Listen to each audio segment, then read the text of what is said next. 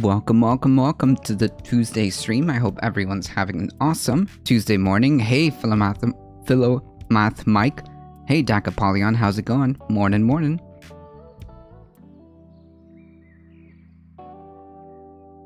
Whew, alright. Sorry about that, folks. I needed to grab my coffee really quick.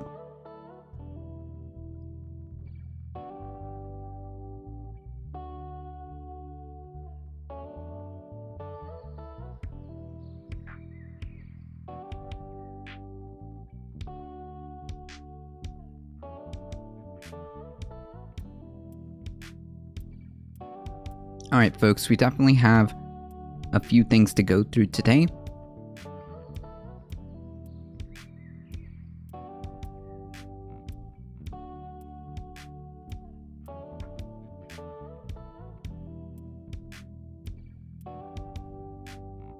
Alright, folks, let me get myself situated here.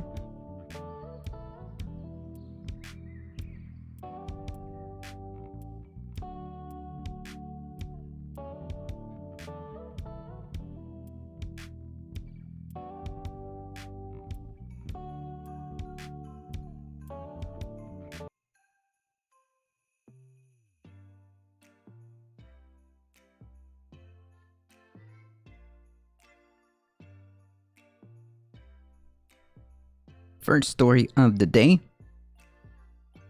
California Representative Devin Nunes is leaving Congress. That's right. But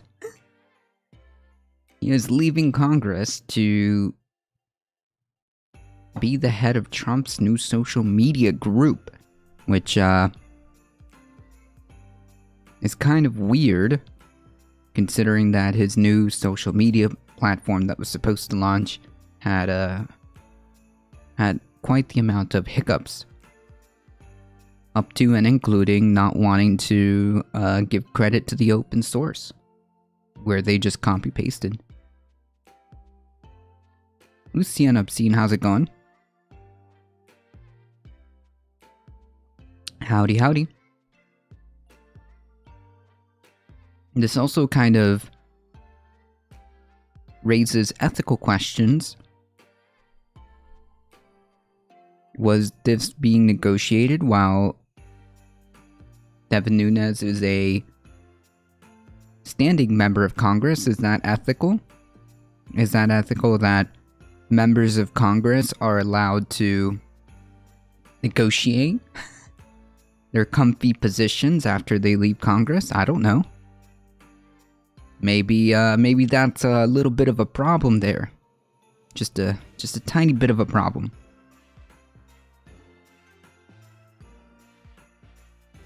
Devin Nunes, a controversial, that's one way of putting it, San Joaquin Valley Republican and ardent supporter of Donald Trump, is leaving Congress by the end of the month to head a social media company created by the former president.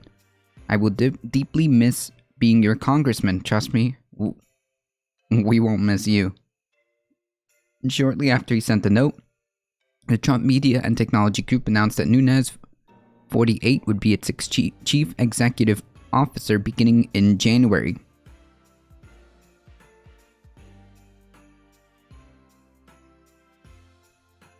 Good afternoon. We have the second big storm of winter here. Wow. Hope you're doing alright, Astro.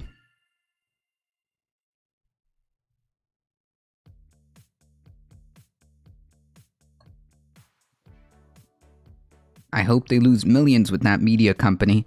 Well, if history persists, we know that pretty much every single Trump endeavor has ended in utter failure.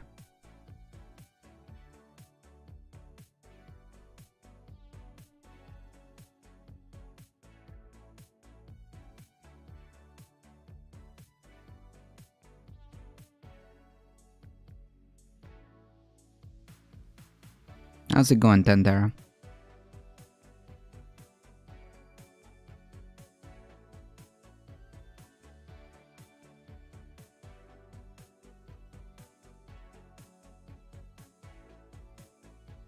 Y'all getting your second big storm in East Canada has yet to get snow? Yeah, well, the thing with climate change, yes, it's definitely odd because some will get more adverse storms when some places will get more adverse winter storms, some will get more exacerbated droughts, some will receive more precipitation, some will receive no precipitation. So it's a lot of things involved, but yeah. Trump will bankrupt it shortly, I'm sure. I would not be surprised. Can we take bets on how long the Trump Media company will be up? Can we start taking bets to see how long the Trump Media company is going to survive or going to be around? Kal-El, Dacapolion, Silver Night Dragon, how's it going? Good morning, Joe Peeps. Howdy, howdy. Alio, how's it going? It dropped to 40 degrees here in 2 days. Jeez. The next truth verse. That's right. That's right.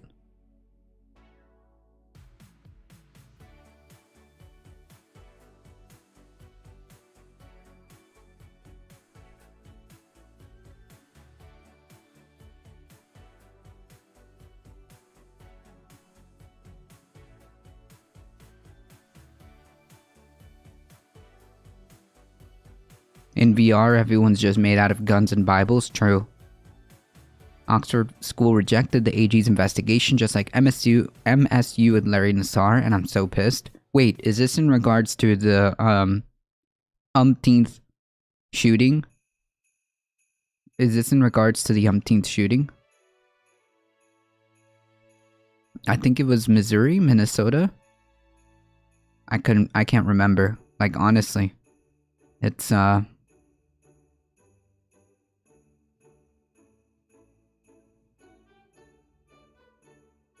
there's so many that yeah. Yes, Nassar is that sexual assault case with the, I want to say, cheerleader, gymnast, but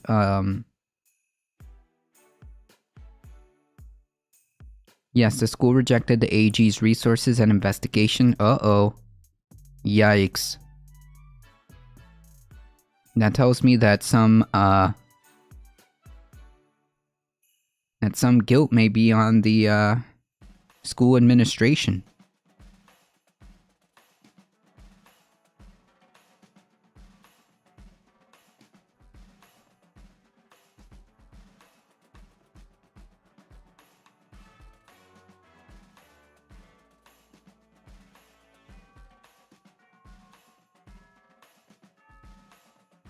That means the school administration may have some blame they want to hide. Why else would they reject a, investigation? Wouldn't they want to know what's going on?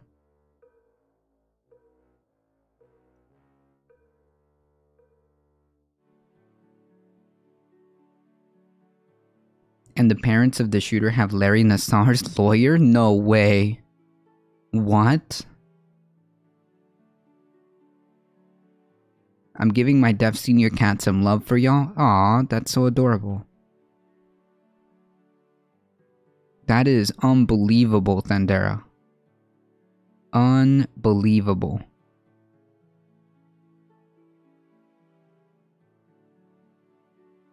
Yeah, so basically what it sounds like to me is, what it sounds like to me is that the school is trying to avoid taking any type of blame or responsibility, and are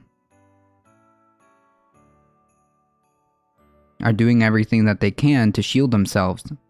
That's it.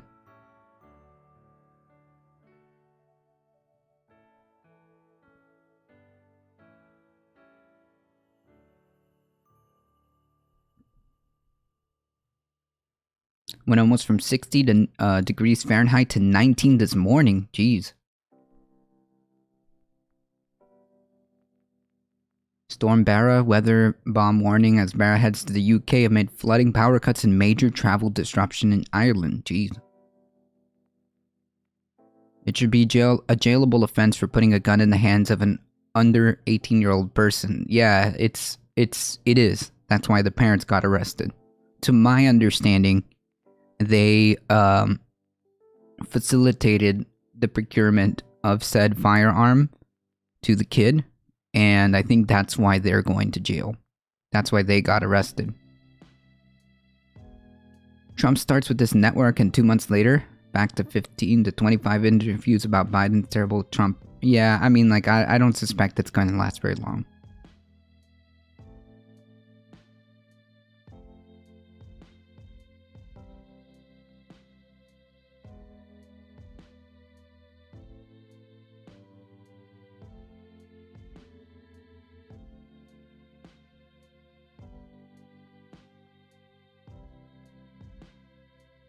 It's 17 degrees in Oxford.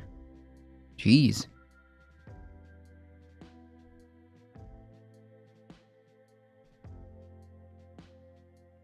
Oh yeah, I mean, like, that's different. If you want to do firearm safety classes through, you know, proper training, that's a lot different than you know, being allowed to get one or procure one at that age, right?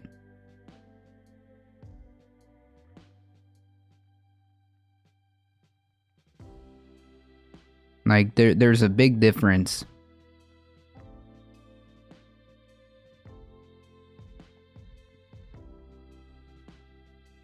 But this story is about the parents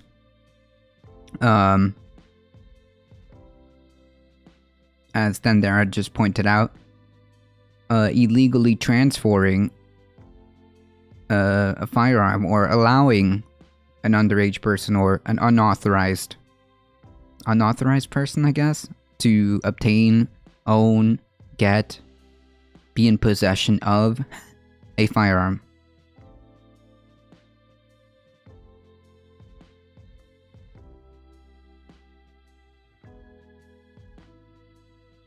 This is on the school administrators as well, too. From what I understand,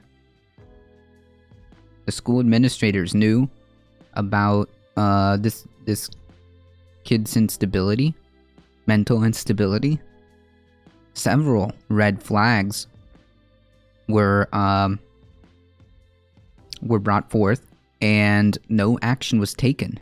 Like, the idea that this kid was allowed to return back to the classroom is beyond me. Beyond me. And I suspect that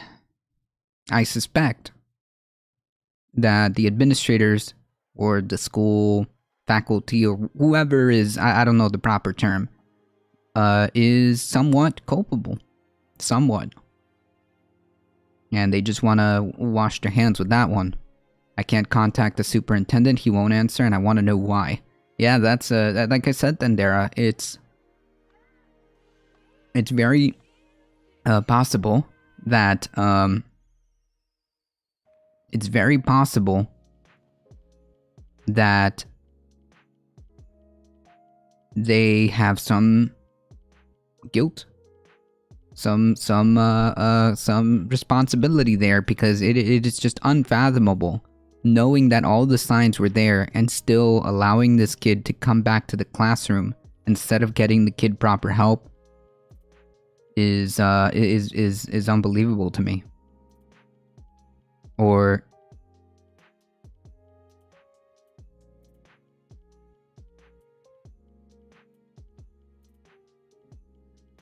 hopefully charging negligent parents will become more common in school shootings. I agree.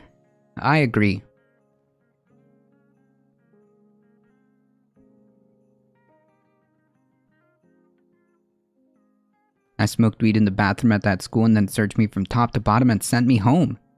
Yeah, I mean, can you imagine? For just smoking weed? I mean, this person was literally making, from what I understand, like threats, right?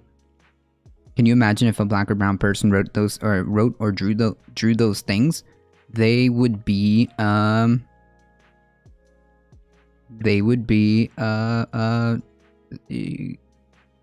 referred to the proper mental health folks. I don't know. That's what should have happened.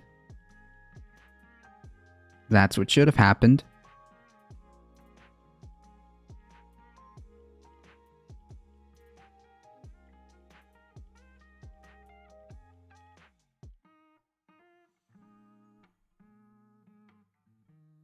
This was a failure on so many levels.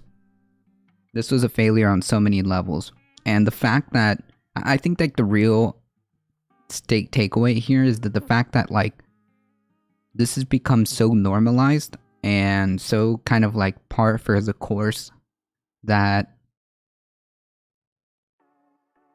we don't even realize.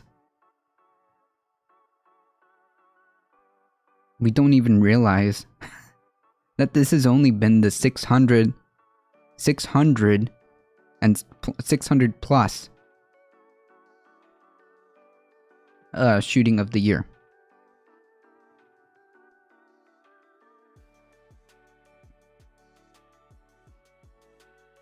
I would hope that's what happened, but yeah, I mean, history's not very good on that one, is it? Hey Carlos, long time. Hey Justin, how's it going?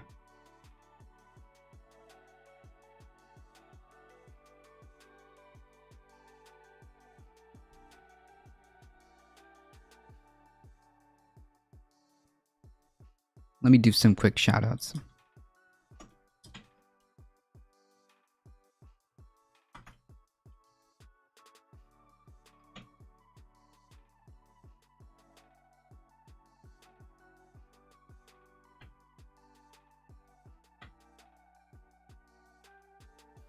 Been working mornings. Oof.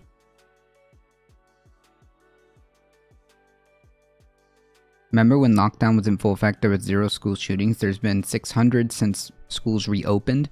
I don't know if it's since schools reopened, but since this year, I think. I forget what the caveat is, but definitely I've seen that figure before.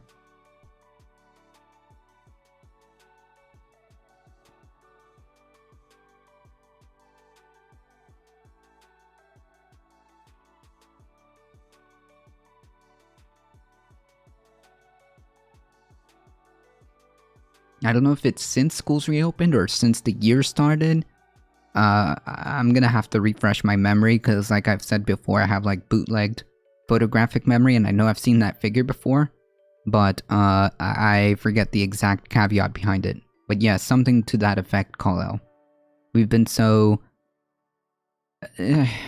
used to, desensitized, normalized, that this is par for the course.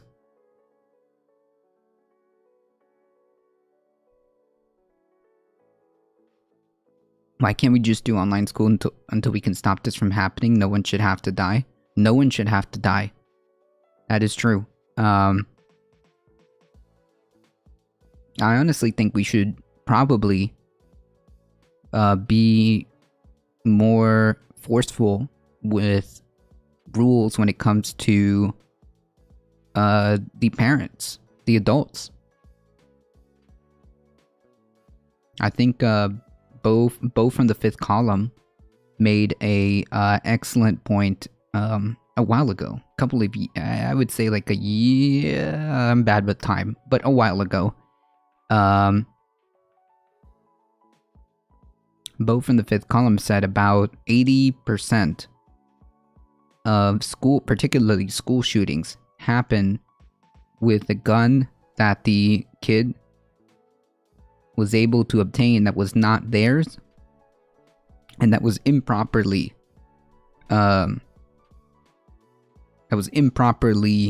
stored, easy access, so on and so forth, right? So we've got to have more enforcement when it comes to the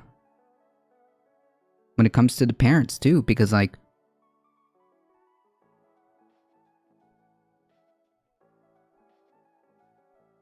unfortunately, gun manufacturers have pretty much firewalled themselves out of civil liability for mass shootings. Nevada court sided with them over the Las Vegas shooting, with bump stocks being able to work with their product.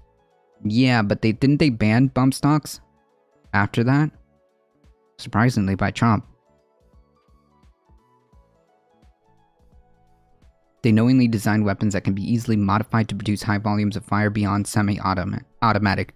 Yeah, I think that was the problem with the bump stocks and why they did away with those, right? Is that correct, or do I have that wrong? 638 since January. Okay, so since the beginning, right? Since the beginning of the year. Okay, now we got our stats right.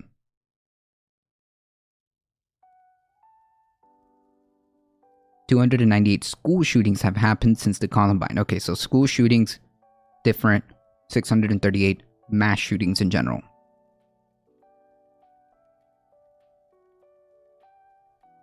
Gotcha. It feels weird because there's mass shootings in Detroit every day. I mean, just yesterday, a 4-year-old in Detroit got shot. Why are those not in national news? Do you want to know the reason? The sad tragedy? The sad tragedy is that that's par for the course around this country, right? So can you imagine, like, if the news reported this?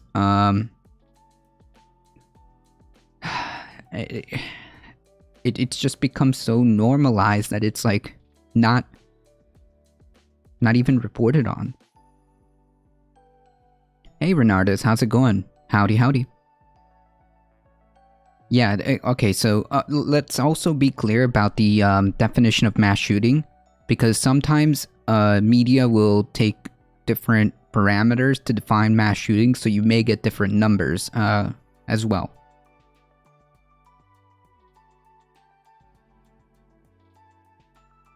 As of September 2021, there was 170 school shootings in total.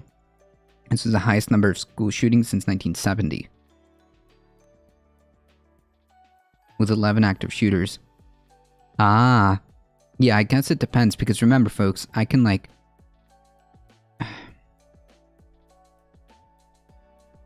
I remember, data doesn't lie, but depending on how you present it, you can get different information from it, right? You can get different information.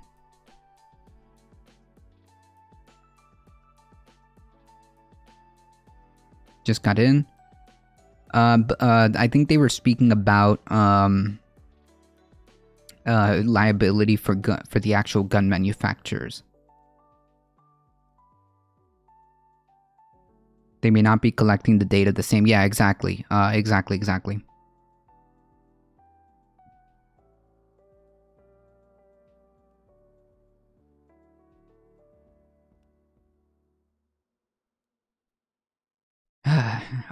Yeah, unfortunately, this is, we become so desensitized that, like, this is just kind of like, oh, another one. Oh, another one happened. Wow, okay. and that's it.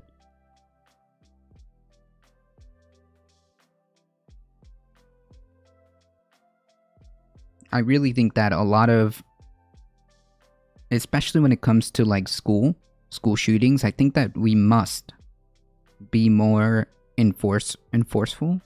We must enact better enforcement on the adults, because again, like Bo from the Fifth Column has said, like a lot of these firearms are procured because of irresponsible adults. Two things need to happen. You need to, I would argue you would need to crack down on irresponsible adults, and you need to expand resources for mental health. You need to give the school the tools they need as well, right? Like, the kid had all the signs. The kid had all the signs there. Furthermore, from what I understand, years ago, there was even calls to CPS for that kid. So, like, this is an abject failure on so many levels, and also, you kind of need to have some type of, like, resources for mental health. I wish they could vote for force the school to accept the Attorney General's investigation. Yeah, I want to know what the heck happened.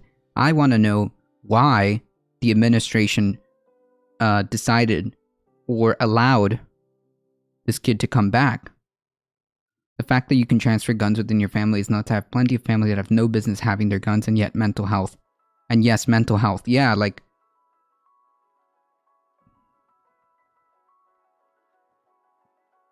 it is just unbelievable to me how this scenario unfolded, and unfortunately, that seems to be kind of like the consistent factor, right?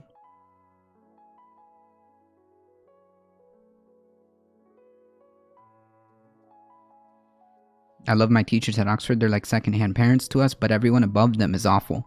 Yeah, I mean, like, if it somewhere in this administration, completely failed. No doubt about it. There is definitely some weird thing going on where they do not want the Attorney General investigating this. The teacher probably has grounds to sue the school administration. Yeah, if it comes to light that the teacher has been saying, hey, there's something wrong here, and the administration failed, then yeah, I suspect so. The parents need to take responsibility, but they can't be responsible for keeping all the kids at the school safe. That's the administration. Right.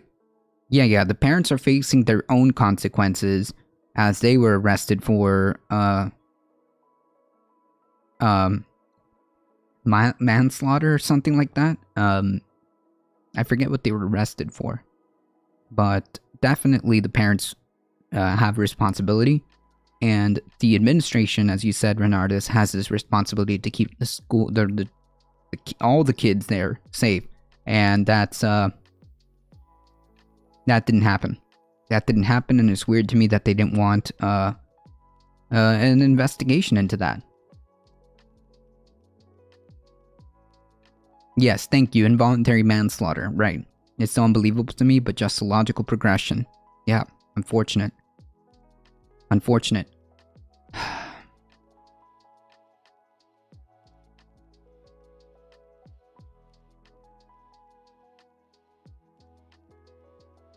Yeah, that is just like unbelievable to me.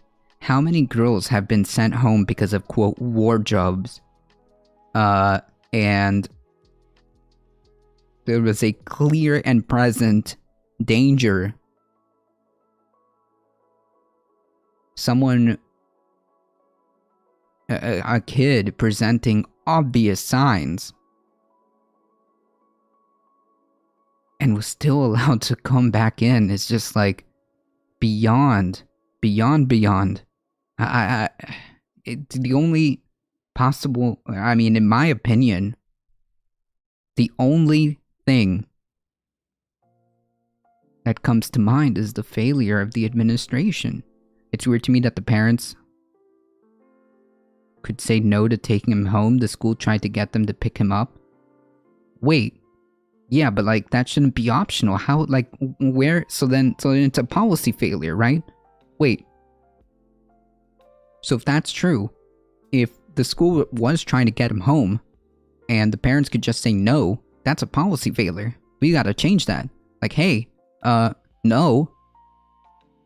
We've got a clear situation here. No. That's not an option. And in fact, I would go a step further and say here is a list of referrals to mental health professionals or whatever it is that they need.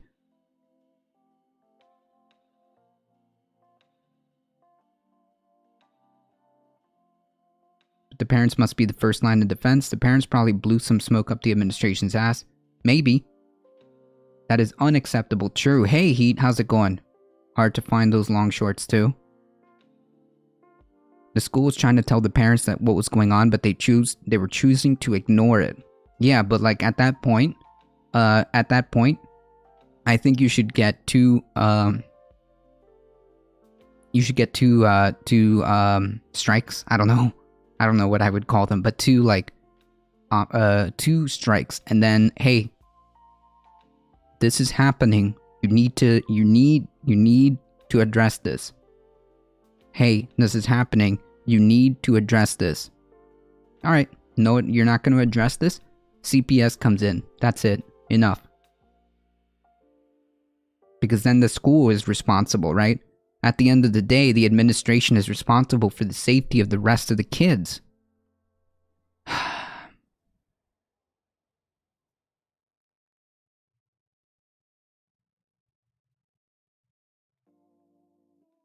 It's hard. What happens if they can't leave work? Is this then something that needs to be protected at work as well so they don't get fired for leaving to take care of their kid? Yeah, it should be. I mean, but like, again, it's so frustrating because like, then what do you do? I mean, like leaving this just alone is not an acceptable is not an acceptable outcome. So then what we would need is to have resources, to have like social workers or mental health professionals on campus, on the grounds, on school grounds, sufficiently enough to be able to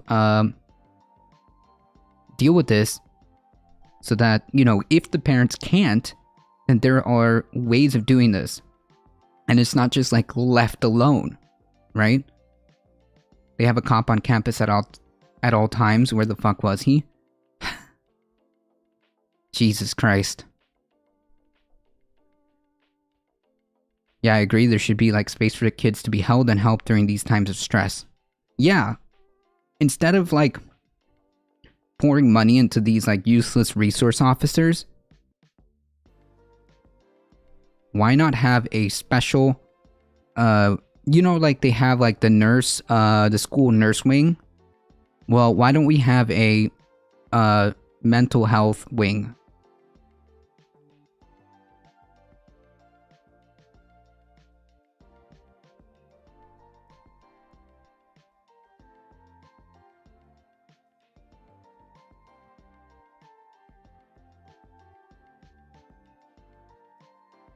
All those conservatives say more guns and cops in school. We did it and it didn't work. Yeah, because the root of the problem wasn't addressed. That's why it didn't work. And that's why it seems to me it consistently doesn't work.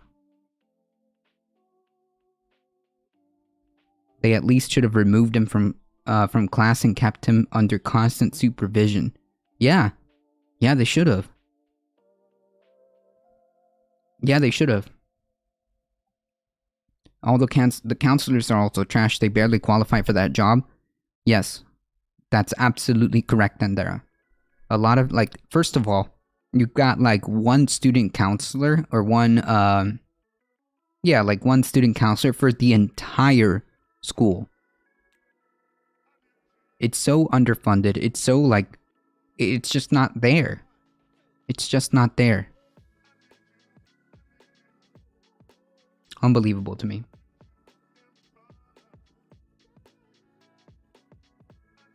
They have to be careful to protect other kids, but also not violate parents' rights for their kids. Yeah, absolutely. But like,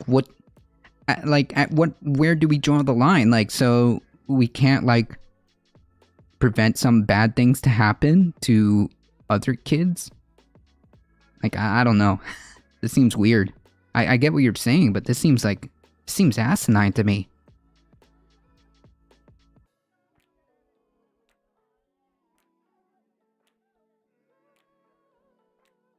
There's got to be like, there's got to be a scenario where you have to say, look, I'm sorry.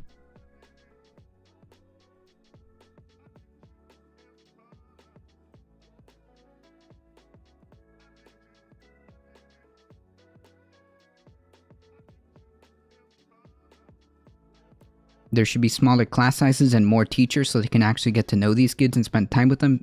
Know how they feel, it all sucks, but they also... Maybe teachers shouldn't be substitute parents. True.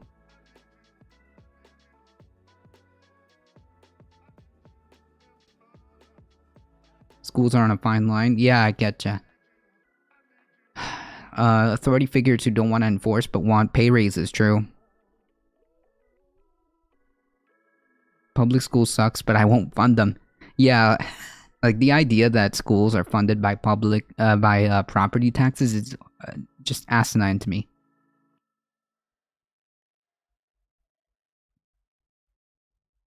There's always money in the banana stand, aka the armed forces funding. Yeah, that's never in question. That's never in question. I don't know who to call out because no one answers, but I'm going to call and find who and why they rejected the AG.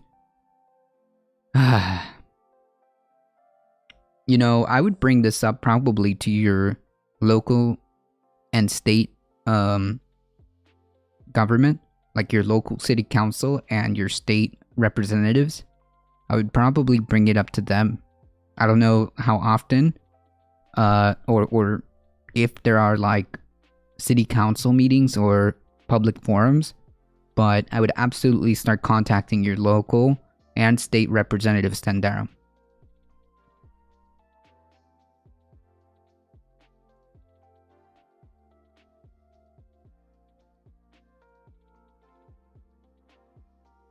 The government only puts 10% of its funding into public education. True.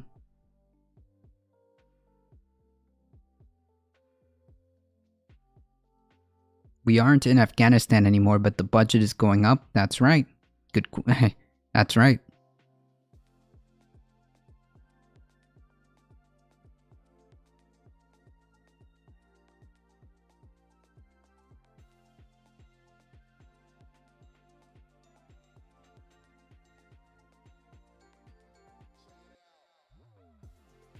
My rep and senator and governor came to the vigil and I couldn't ask them questions. They left as soon as they finished speaking. Yeah, that sounds like a PR stunt to me. But I would I would write and contact them incessantly, because that is, or organize your local community to mass contact them and say, hey, you aren't doing anything.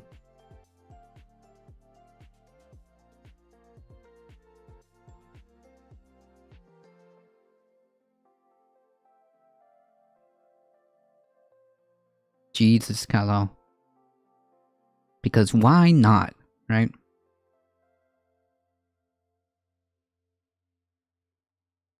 But if we fund by property taxes, we can make sure the poor areas get less funds. True.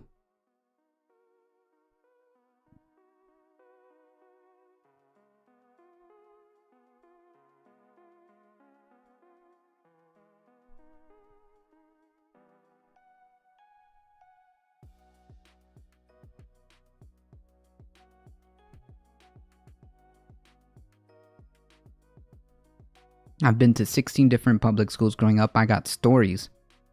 I bet. I think this is how I might start my YouTube channel, going over my thoughts on these books from Marx to Trotsky to Lenin. Well, if you do start a left political theory channel, let us know.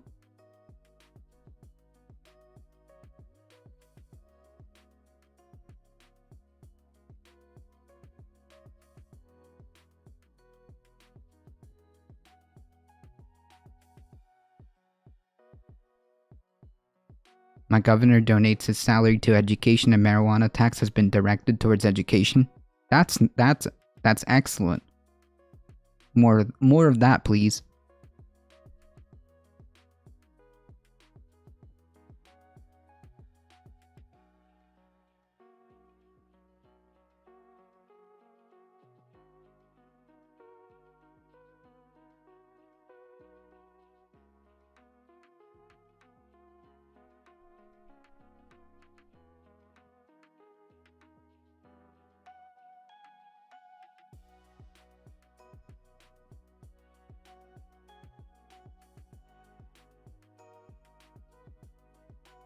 Nevada.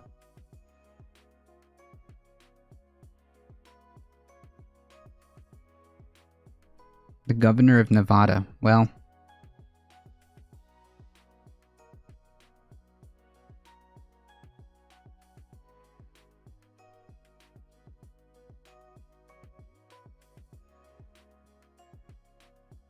alright, folks. Gotta run through the gauntlet. So just to recap, just to get back on the train, California Representative Devin Nunes leaving Congress to head Trump's social media group. Representative Devin Nunes, a controversial San Joaquin Valley Republican and ardent supporter of Trump, is leaving Congress by the end of the month to head a social media company created by the former president. Yeah, there are certain ethical questions being raised here. How a sitting member of Congress is negotiating his comfy CEO position. Sounds not good. Not good. Nice heat. Sounds kind of weird. Sounds like there should be questions there. Devin understands that we must stop the liberal media and big tech from destroying the freedoms that make America great.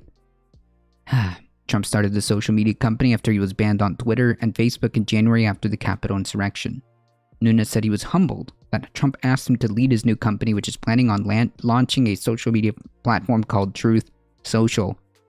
The irony. The irony. The time has come to reopen the internet and allow for the free flow of ideas and expression without censorship. Okie dokie. So it's like this entire time the internet's been closed? I don't get it. Sitting members of Congress face significant restrictions on negotiating private sector jobs while in office. However, these constraints are widely disobeyed. Cool, so we just allow things to happen. I mean, it's just like they just have rules and ethics, and it just gets yeeted out the window.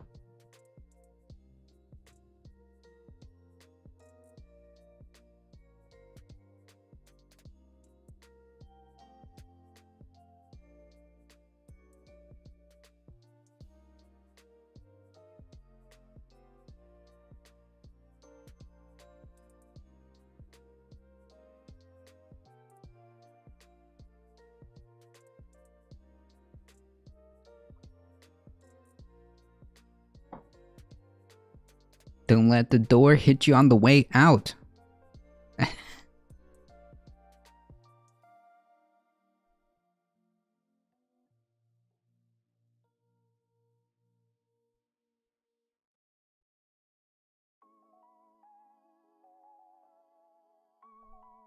Eco Resto Dragon, how's it going? You have to say or do something pretty serious to get kicked off a platform? I mean, there's obvious reasons why,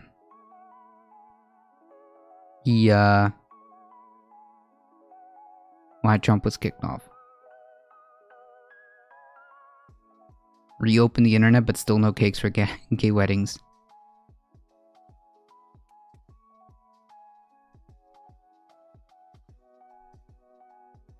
Here are the stats that Kal-El was talking about earlier.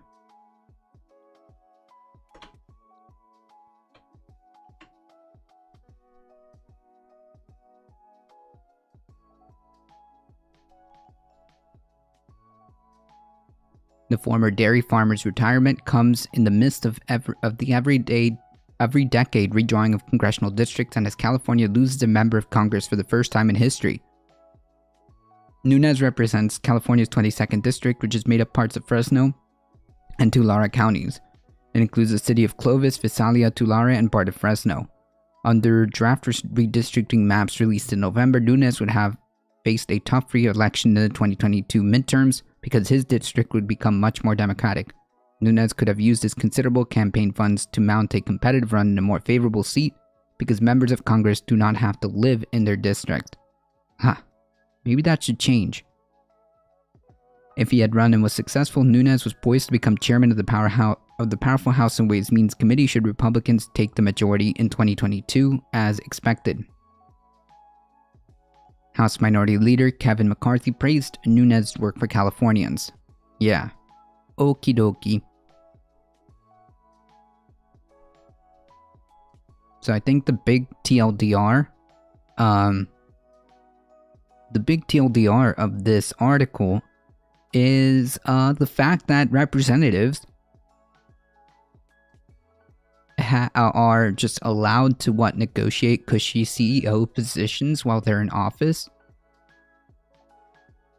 And I'm sure that this is not the first person, nor the last, but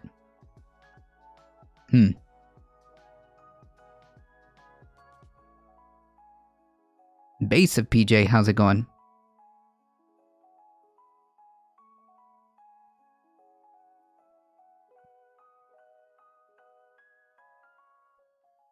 Isn't that weird? They don't have to live in the same district. It is weird, and that shouldn't be.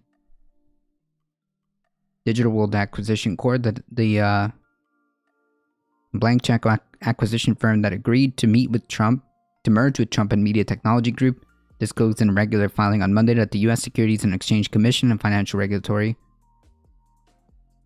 FINRA were probing that deal. Interesting.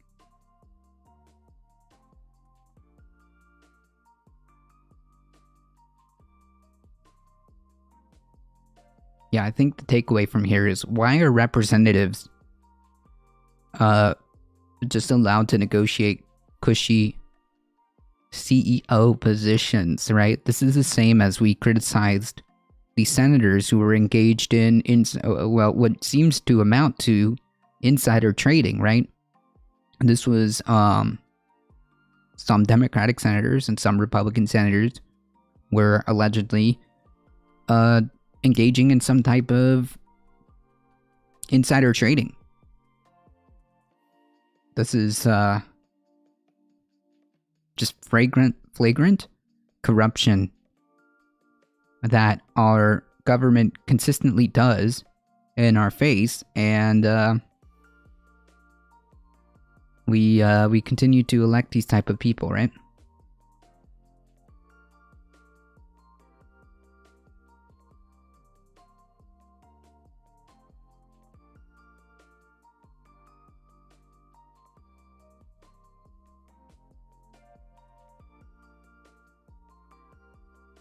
Representative Madison Cawthorn has come under fire for commenting on abortion during a House floor speech on Friday. The Daily Coast reports the 26-year-old pro-Trump congressman who has a history of inflammatory rhetoric and has been accused for sexually harassing college classmates began with a thought experiment in which he compared a fetus being aborted to a Polaroid picture being ripped up before it could fully develop. This is unbelievable.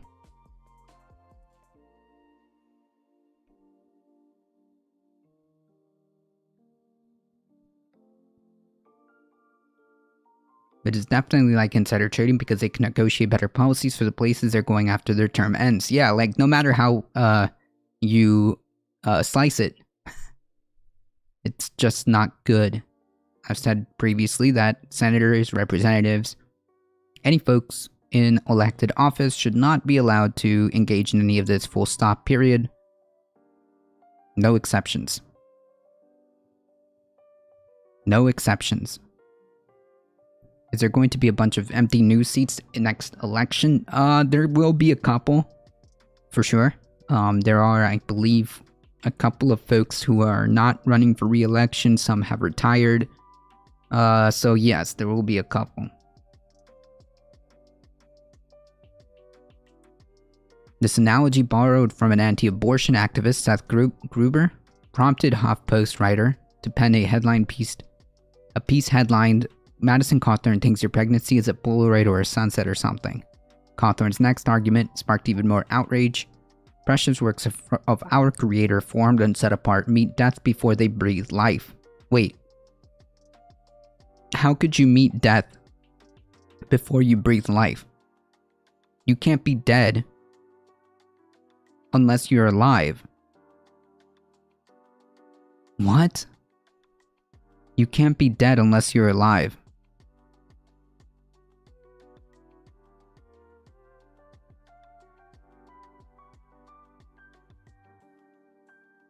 This doesn't make any sense. Because this is the United States of the American dollar. True. What's dead may never die. True.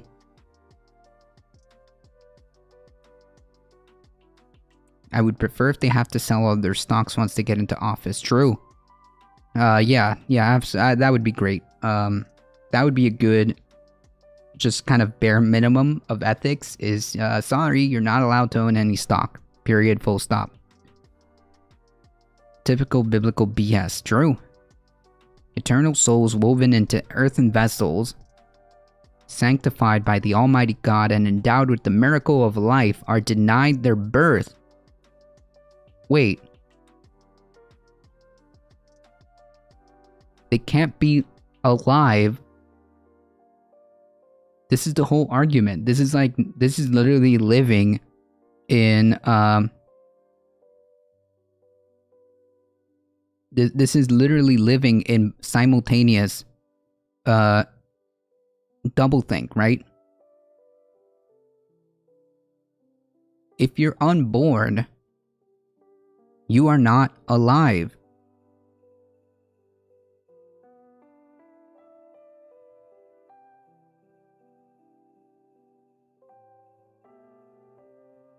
That's it.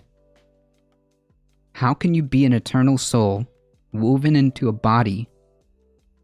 Supposedly, like they're making the he's making the argument that somehow these are sentient, completely formed babies.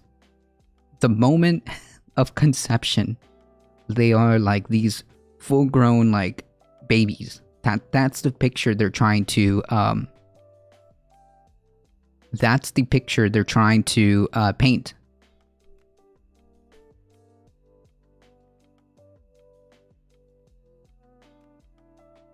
Right. Eco Wrestler Dragon, that's the whole point of the pro-choice argument. That's it. You don't have, contrary to popular belief, if you don't like an abortion, you don't have to get one. That's the whole thing. The way it works, yeah, but don't tell other people. And don't tell other people what they can and cannot do. The way it works in Canada is that politicians give up assets to independent individuals who control, yeah, like a blind trust or something. If there's anything, yeah. I don't know if that's an accurate definition. The cells are alive but not nearly sentient. Right, that's exactly what I'm getting at.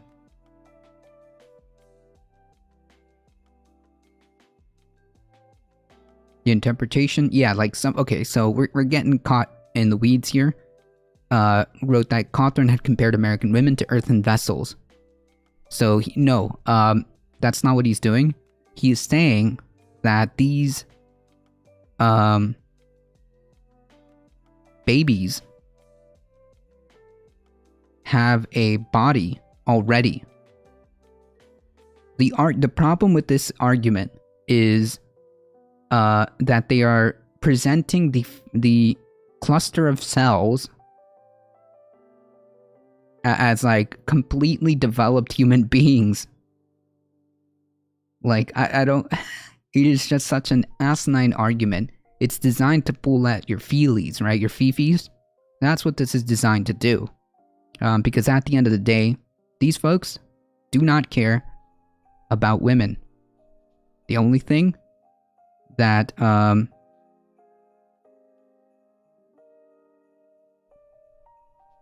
they do not believe women are people. Masturbation is murder, true.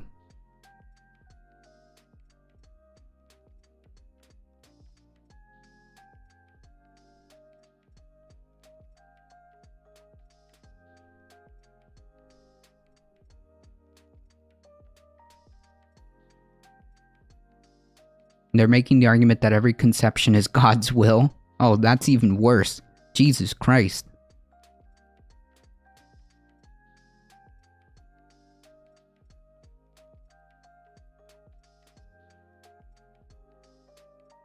If they were really pro-life, they would not be against childcare so parents can work. They would give parents time off. They wouldn't have anything against school lunches and all that stuff to be actually pro-child or pro-life. Yeah, they don't care. That's the thing. They do not care. This is a misnomer. They don't care about the child. They don't care about... they're not anything to do with pro-life whatsoever.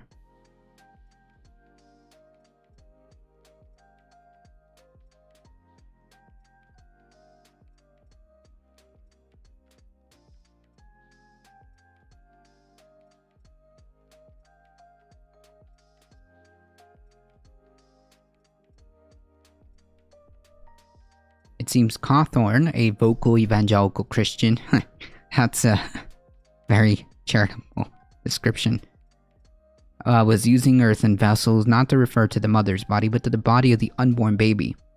The key term there is unborn. Like, these folks have absolutely no concept of how this works at all. The idea that this is what they are making comparisons to is like, again, the problem here is the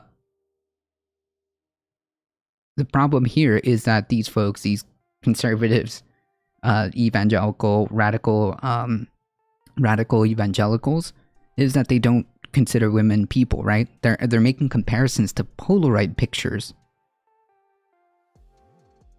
They're making comparisons to Polaroid pictures. So like you're literally just a machine. That's it.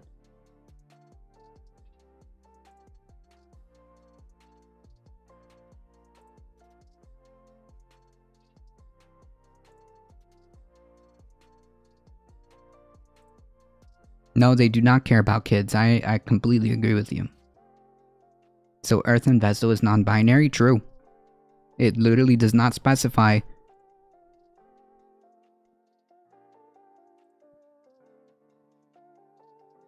Hey, Bub Dragon. Guarantee that the vast majority of them are only thinking about the white babies and have zero concern for much higher maternal fatality rate among black women. It was never about pro-life, Bub Dragon. It was never about pro-life whatsoever. They don't care about babies. They don't care about any of that stuff. It is a conduit, vessel, excuse, veil to just control women. The only thing that they care about is that aspect of control, right? Is that aspect of control. Women are not people in their eyes. I mean, like, when you have comparisons to, like, a Polaroid camera without, like, that completely disregards the woman.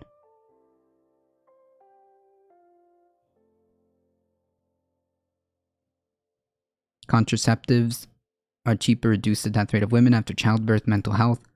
Abortion cannot be banned. Yeah, like, and again, at the end of the day, like, it's just your choice. I mean, sorry. Full stop. Why is the government regulating what people can and cannot do with their bodies? Period. Full stop. No further arguments, Your Honor. Why is the government doing this? If you don't want to have an abortion, that's your choice. That is the entirety of the argument. Pro-choice. If you do not want one, and if you feel there's some weird moral problem with abortions, don't have one. Jesus Christ.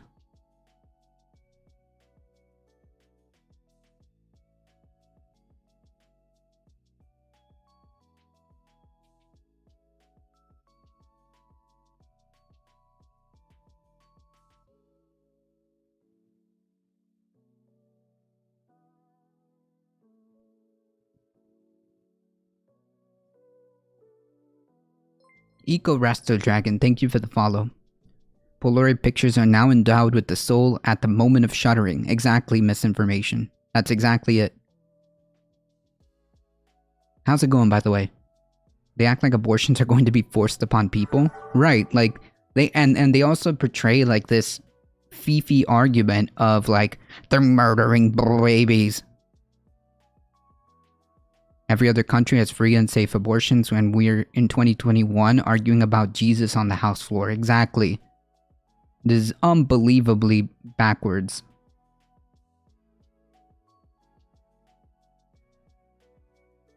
They can't understand the difference in individual right and societal, like how a public health crisis triggers a new level of things. Correct. I've been listening to Texas ban and Mississippi ban arguments, and it's disgusting. It's violating. I feel sorry for anyone who can get pregnant in a state that doesn't protect their rights as a human. However, both laws and arguments can be turned against the Second Amendment. Yeah, they believe that abortion clinics are targeting the black community and women are getting late-term abortions when they change their mind. Yeah, like, they have, like, this idea of, like, they're just, like, ripping babies out. Fully grown babies. I don't know. Yeah, that's 40 years of indoctrination. How's it going, Dimesh? I apologize for not saying hello earlier. Freedom, but for us only. True. My fave was the dude who showed Charlie Chirk a dolphin in utero and asked if it should be aborted at this stage. Yeah, exactly. Ben Glebe. Yes, thank you. That was excellent. Excellent. Carly Chirk is good. Yeah, that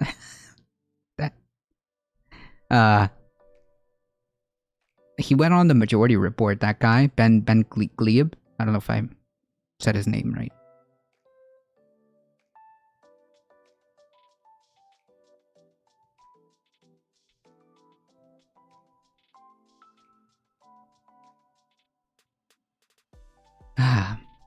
Madison Cawthorn, truly the pinnacle.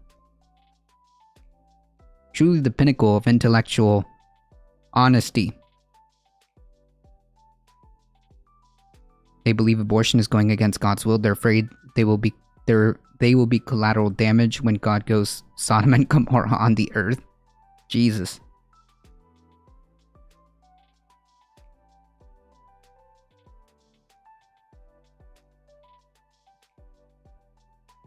There are people who on Etsy make fake, unrealistic fetuses to scare others out of abortions. Yeah, I've seen that. I've seen, like, videos like that. Ben Shabibo, Carly Chirk, Dimtool are all upstanding burns. True.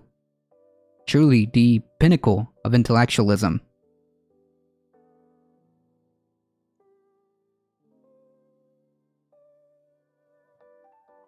Aaron Ra covered how abortions were specifically outlined in the Torah and Talmud and how someone killing a baby and a mother Any mother without her discretion was tantamount to murder. Huh.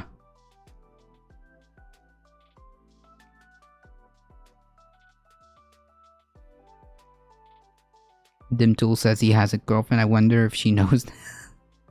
Pimtool.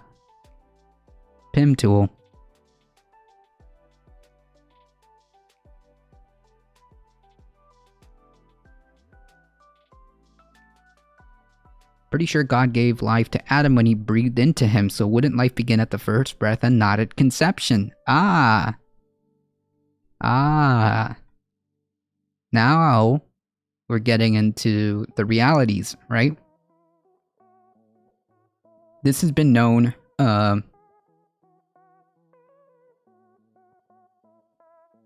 through multiple religions, not just Christianity, that life does kind of begin when you have consciousness, when you have that first breath. In fact, I think a lot of pagan religions also take this milestone too.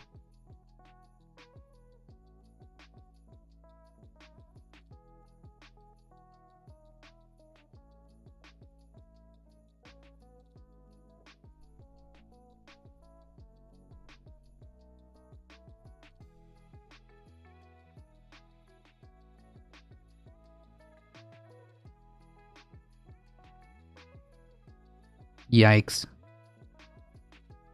God's into 60th trimester abortions, true. Abortions are one of the safest medical procedures we have today. Yeah, I agree. I don't understand why this is such a... why this is even a topic, right? Like, it's very simple. At the end of the day, people should choose what they want to do with their own bodies. That's it.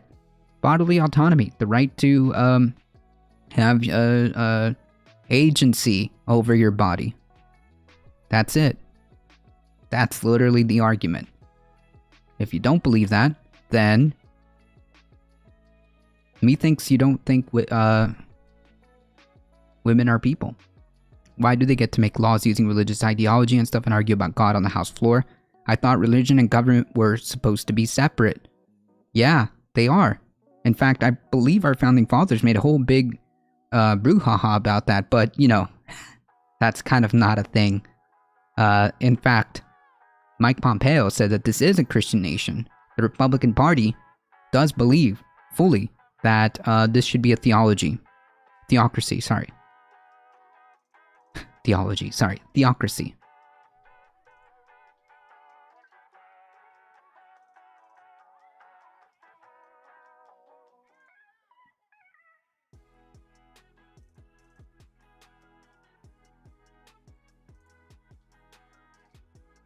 IRS is always auditing Trump because he's really Christian. Yeah, that's it.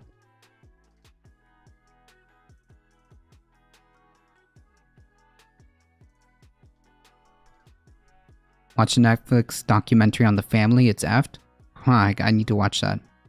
I like George Carlin's take on this. Life began about 1 billion years ago, and since then it's been a continuous process of decay and renewal. Yeah.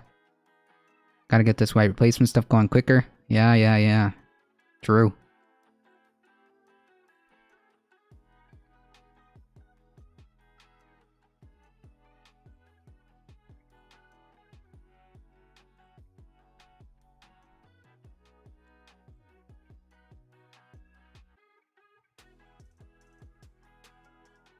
Yeah, I agree.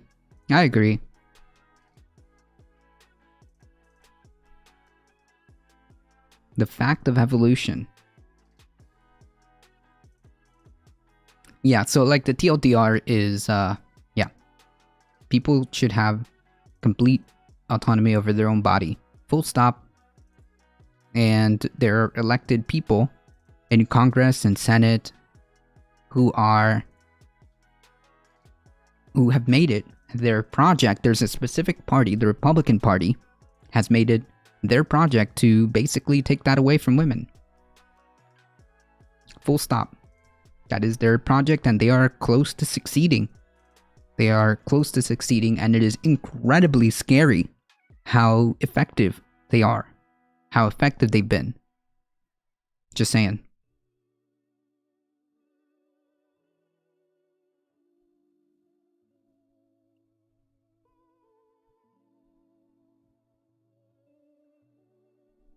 A very good person by the name of Elon Musk.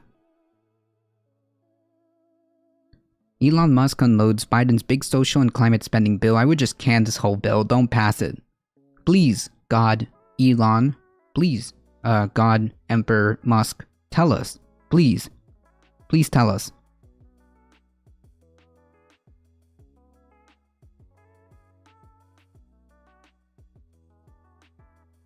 Yeah, you know that it's only about controlling women when the only the only factor that is being considered here is the woman's body, right? There's never any talk about men, because it turns out, and I know this is like incredible news, but it actually takes two people to create a pregnancy. I know it's amazing. It's amazing news, but it actually takes two people, and yet, kind of weird. Kind of weird. What?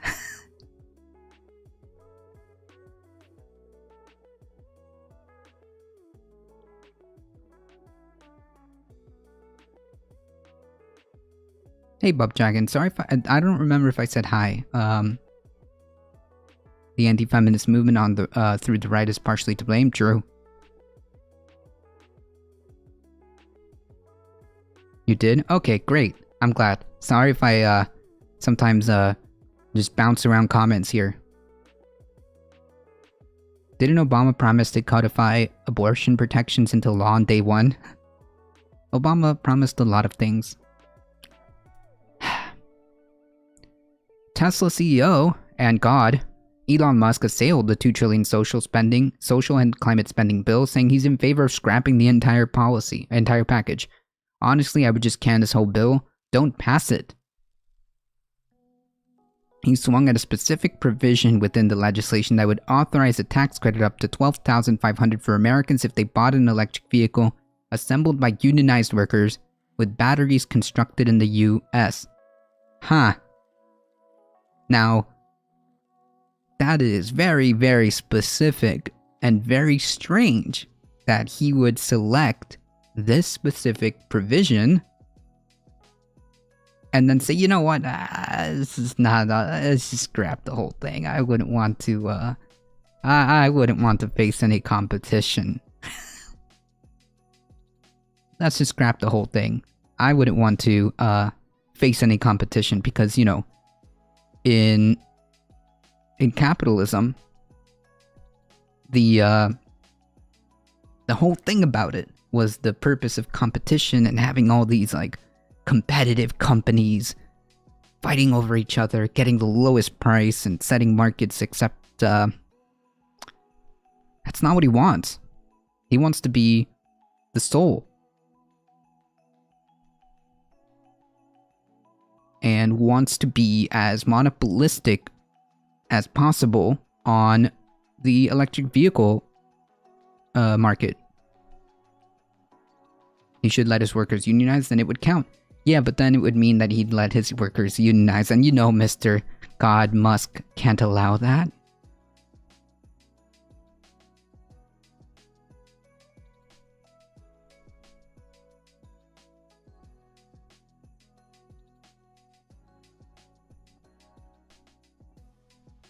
I'm literally suggesting to get, I'm literally saying get rid of all subsidies. Okay. Congressional Democrats are aiming to put the bill on the President Joe Biden's desk sometime before the end of the year. This sprawling measure contains, what is this language? The sprawling measure.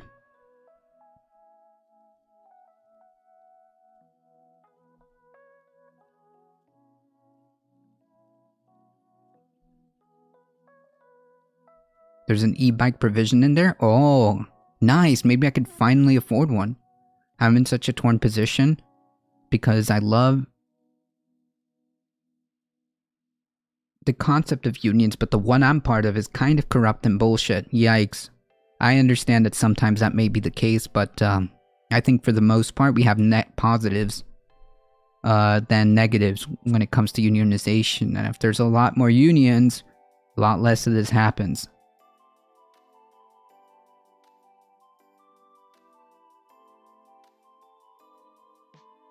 The much less sprawling than previously measure. Yeah, like what is this language? It makes it feel like this is a massive mammoth bill, when in reality, it's not. The House approved legislation would set up universal pre-K for 3 and 4-year-olds and renew monthly cash payments for the vast majority of American families for another year. Yeah, like, the Democratic Party is the party of family, more so than the Republican Party, as they want to actually expand benefits for parents, for working American families who have children. They're the real party of family. They want 4 weeks of paid family and medical leave because that is crucial.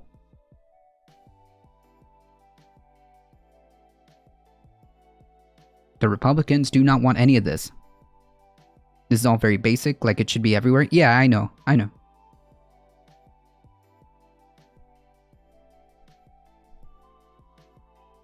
Democrats want to pay for it with tax hikes on the rich and large corporations. Sounds fair to me. Musk, who said he generally believes that the government should get out of the way. I know. Has already criticized and mocked Democrats for their legislation, sometimes using vulgar terms. He stepped up his attacks as they assembled the new tax proposal targeting billionaires. Yeah, no, I know. The Tesla chief executive also criticized the widening budget deficit, or the gap between the government spends and ultimately collects in tax revenue each year. He calls it insane, and zeroing out all the billionaires still wouldn't fix the deficit. That's not... okay. So anyways, the reason why I brought this up is, actually, nobody cares what this guy has to say. Literally, nobody cares. Okay? Get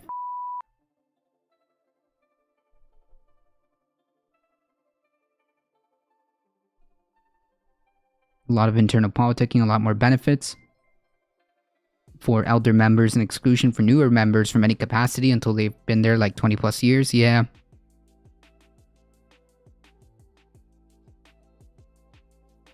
Thank you for the follow, Human is trash. Human is trash?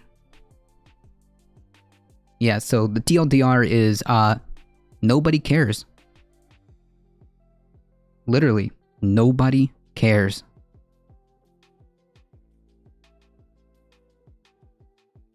Shatterpoint. Appreciate the follow.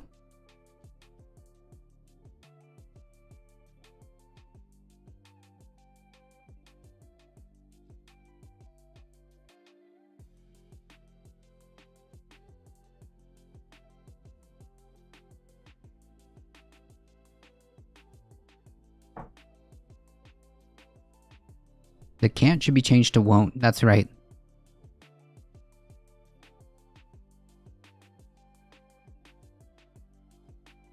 Yes, $200 billion. If Elon Musk was really against this bill, I feel like he could get it can't. Now, it doesn't work that way.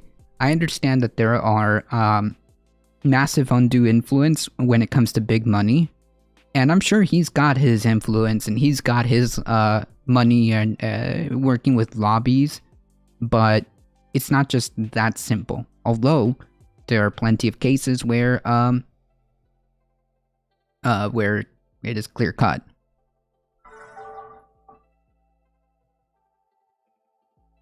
Anyways, yeah, don't care. Don't care. In fact, they should probably raise the taxes more.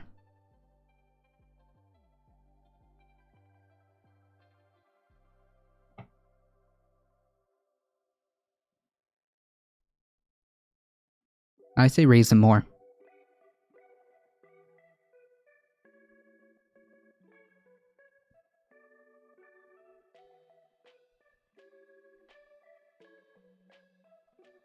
Reason number 255,458, 300,000 reasons. Why people like Elon Musk, why billionaires like Elon Musk shouldn't even exist. Medicare won't let the 68-year-old cancer patient enroll in Part B. It's costing her thousands of dollars. Medicare's rule for signing up have put 68-year-old Scarlett Paulette in an unenviable situation. What? The New Orleans resident, who is recovering from cancer, has been enrolled in Medicare Part A, the hospital coverage, since 2018 when she reached the eligibility age of 65. Yet due to how Medicare interacts with insurance through an employer, coverage she lost in August, Paulette is now not allowed to sign up for Part B, which is outpatient care, until January. That's when a 3-month enrollment window opens for beneficiaries who didn't enroll when they were supposed to. Even then, however, Paulette's Part B coverage would not start until July due to Medicare rules, and she could face life-lasting late enrollment penalties. The rules surrounding Medicare eligibility, particularly as it relates to employer-based coverage, is unnecessarily complicated and quite unfair results in some situations like this one. Just another normal part of our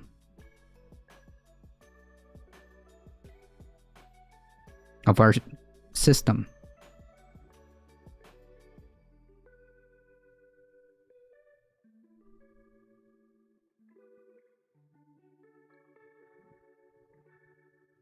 Just another normal part of our system that we just accept.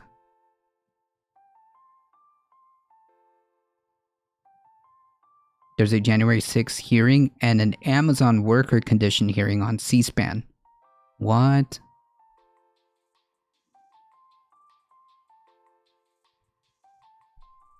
Well, oh yeah, like right here, it's up there. Both of which will probably get nothing done. Yeah. For most of Medicare's 63.3 million beneficiaries, long delay before coverage begins or late enrollment penalties are not typical. However, for individuals who have insurance elsewhere when they reach 65, mistakes in following the enrollment rules exactly can be problematic at best and costly at worst. A bill that cleared Congress last year, called the Bennis Act, fixes the type of 7-month lag Paulette faces between Part B enrollment and its start date, but it doesn't take effect until 2023. Amazing. At that point, coverage will begin the month after a person enrolls. However, the legislation did not specifically address the issue that led to Paulette's predicament. The issue here is the idea that somehow private insurance has anything to do with healthcare whatsoever. I mean, this is just absolutely asinine. In Paulette's case, signing up for only Part A made sense at the time. She was covered through wife Nadine Kujawa's workplace health plan, and the rules allowed beneficiaries to delay Part B without penalty if they had coverage elsewhere that Medicare considers acceptable.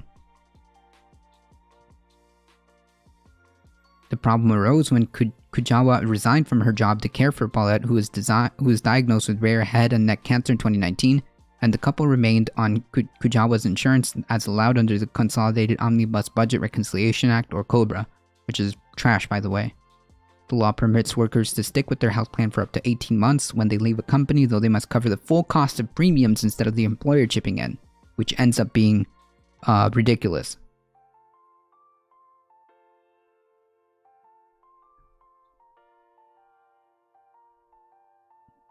The rich get richer while the middle and poor class gets shafted. True.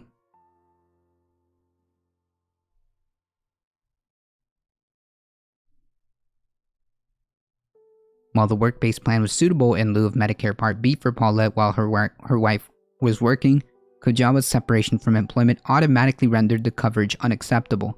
Unfortunately, under Medicare rules, everything changes once the insurance is not related to active employment. What? Like, again, this is a massive problem. This is a massive problem of why, the healthcare of a person is even remotely tied to employment.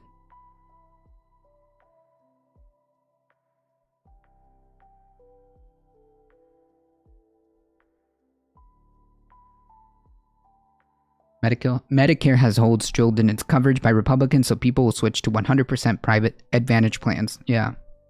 And you would love Jen Psaki's response for why government can't provide free COVID tests but can cover insurance rebates. Yeah, all of that should be just free. Like, Medicare should be, Medicare should just be... I don't get it.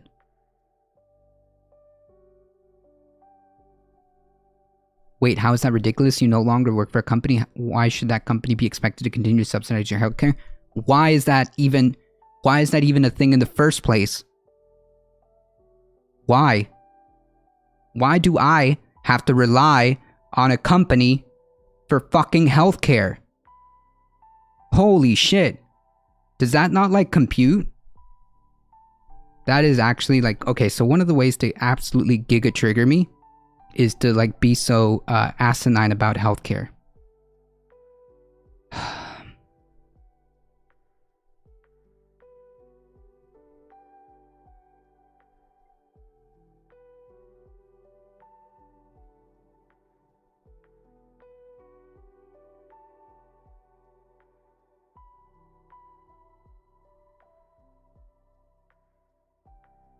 But Cobra isn't ridiculous? It is ridiculous. Have you seen the premiums for Cobra?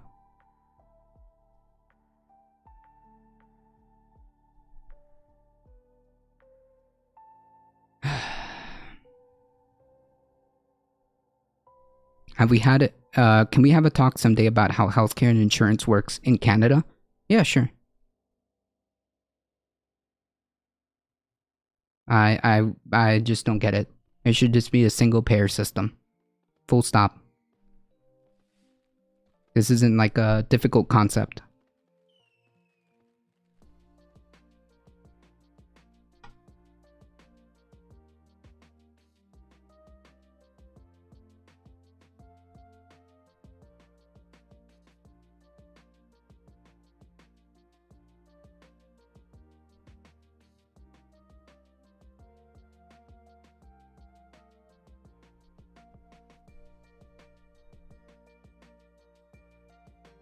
Here I'd call it single payer when collaborating with insurance. Well, it's not single payer, is it? Well, I don't know. It depends.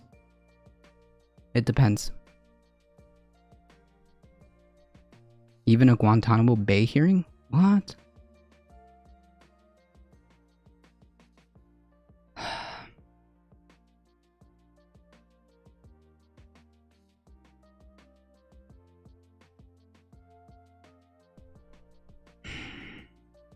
Unbeknownst to Paulette at this point, she had an 8-month window to sign up for Part B under Medicare rules to avoid late enrollment penalties.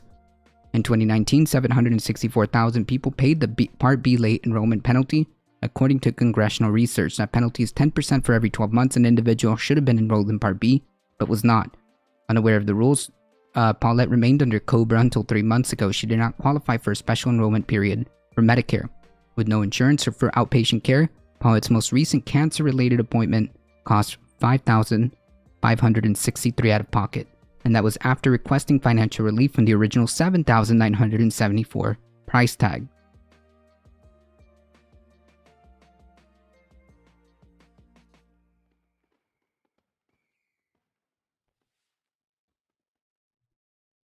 You said Cobra was designed so that if you liked... No, I didn't say anything like that. You would have to pay full... But you would have to pay full price for that coverage. Yeah. That's insane.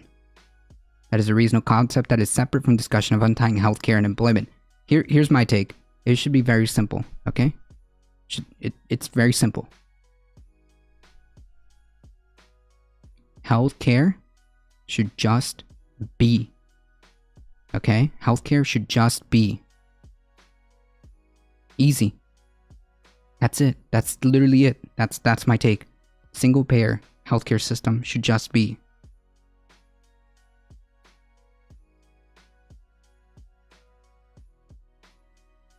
None of this COBRA garbage. None of this employer healthcare premiums. None of this insurance garbage. It should just be free at the point of service due to us funding this society, like Khalil just pointed out. Jesus Christ.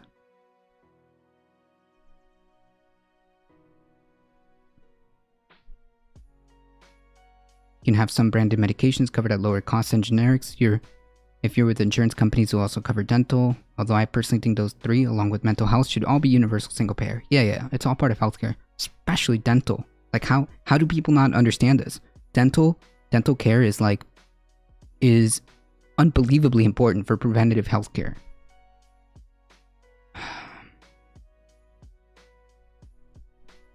I just went to the doctor yesterday for a hearing test. I have moderately severe high frequency hearing loss. I have state health care. Walked into the doctor, gave them my insurance card, had my appointment, and walked out, no pay. Healthcare is a human right. True!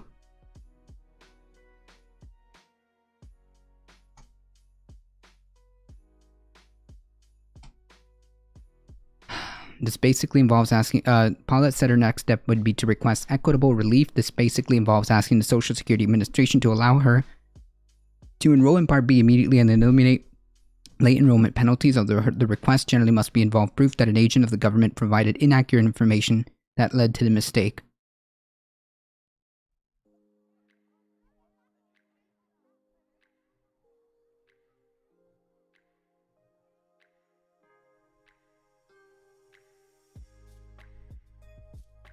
That's not the argument we're making, though. We understand that this is how it works. We understand that this is a concept right now. I understand that.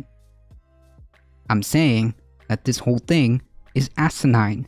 This story, this entire article is just absolutely asinine to me. Like, you understand that, right? Like, we understand the concept of why it is and how it works. It just shouldn't be this way. That's my critique. That's my take from this, right? We have seniors who have worked all their life having to deal with this.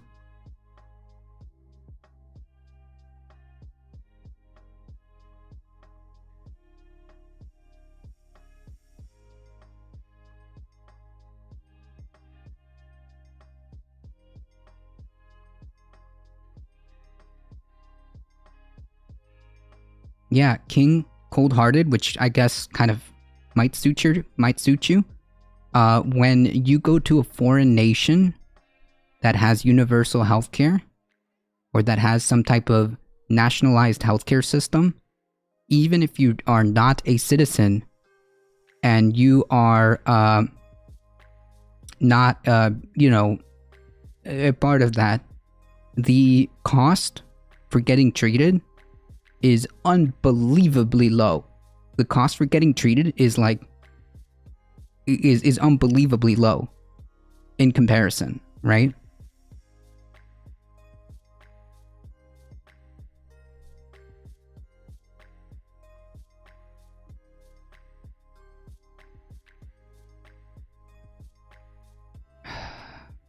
If you're in Canada, you don't have to pay. That's amazing. That is unbelievable. It's almost like healthcare should just be. I don't get why this is such a hard concept.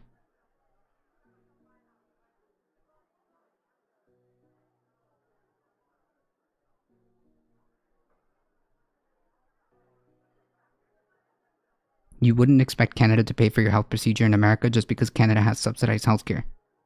Wait, what? You wouldn't expect Canada to pay for your health procedure in America.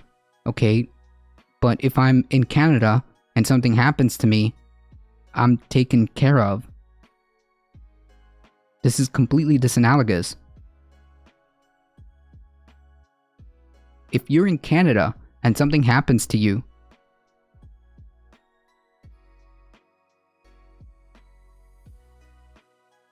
then you would be covered.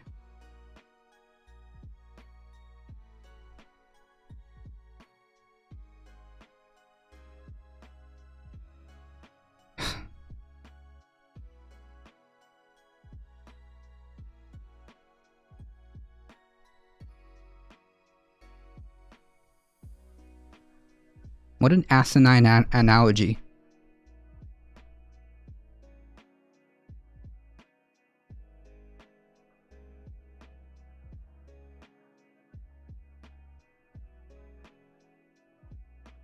Right, and if you're still working for the company that subsidizes your health plan and wants something happen, and something happens, you'd be covered. Yes, we understand that. Like, you're going in circles, my dude. You're actually going in circles. The argument is,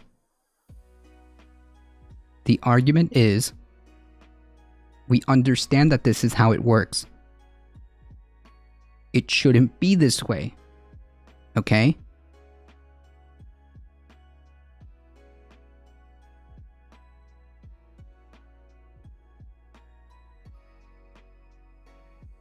If you're still working for the company that subsidizes the health plan, you want something happens, you'd be covered. Yes, but it shouldn't even, that should be removed entirely out of the equation. We understand. We understand that that's what you mean. I'm saying that it shouldn't even be in the first place. That's why I'm bringing that story up.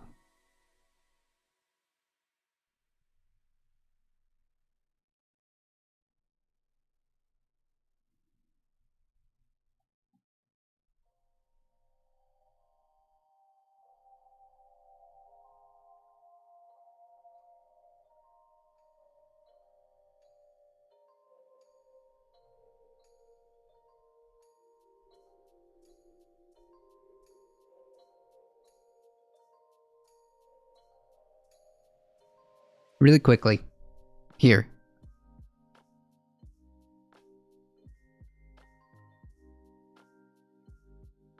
What if I get Canadian citizenship and go in there for her healthcare only? Probably be cheaper than here. Really quickly. Do you believe that there should be some type of single payer system that is already funded and baked in to your taxes and it should just be? Do you believe that there should be some type of universal healthcare system, some type of single payer system? Yes or no?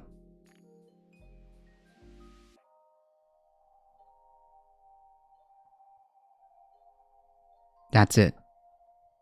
That's basically the fundamental question and the fundamental argument that I'm making.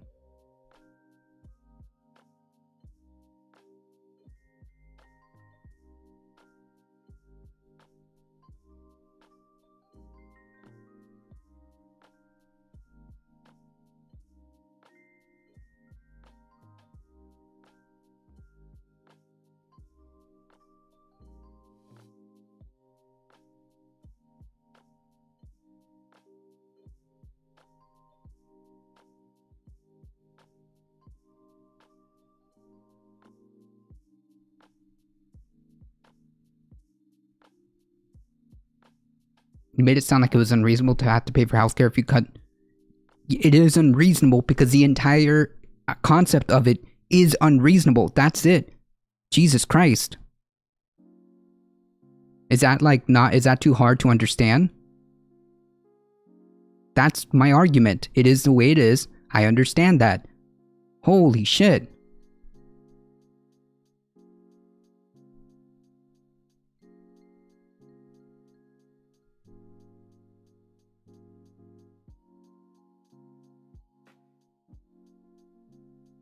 Personally, I like the Bismarck model where private exists along single payer. That is like, it just depends. It just depends. It just depends. How much does the private system or how much does the private sector have, or what is the role of the private sector?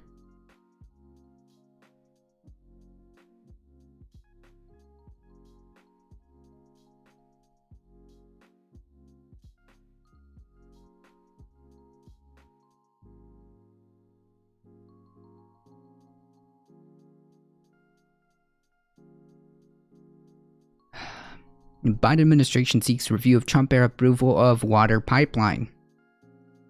The Justice Department lawyers on Friday began the process of reversing a Trump-era approval of a Southern California water pipeline, calling the approval process rushed. In January, the outgoing Trump administration approved the Cadiz Inc. repurposing of a disused oil and gas pipeline in the Mojave Desert to carry groundwater. The court should remand the Bureau of Land Management decision to grant right-of-way for Cadiz for purpose of transporting water across federal land. BLM rushed the approval process, and in doing so, short-circuited necessary reviews and violated the procedural requirements of the National Environmental the National Environmental Policy Act and the National Historic Preservation Act. The National Parks Conservation Association and the Native American Land Conservancy has sued over the project, saying it was undertaken without proper consideration for the environmental impacts of tribal consultation. The National Congress of American Indians also adopted a resolution in November opposing the project. The lack of required reviews, the new filing states, means the Bureau of Land Management did not have enough information when it determined allowing the rights of way should not violate the Federal Land Policy and Management Act.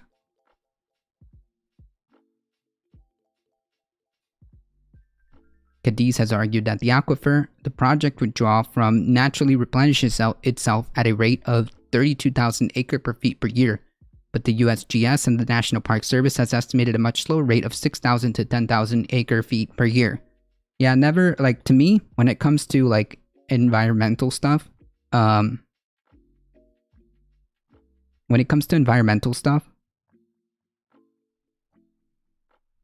don't trust anything a company says. Sorry. I don't trust anything a company says when it comes to environmental reviews, seeing as they have consistently lied about the impacts.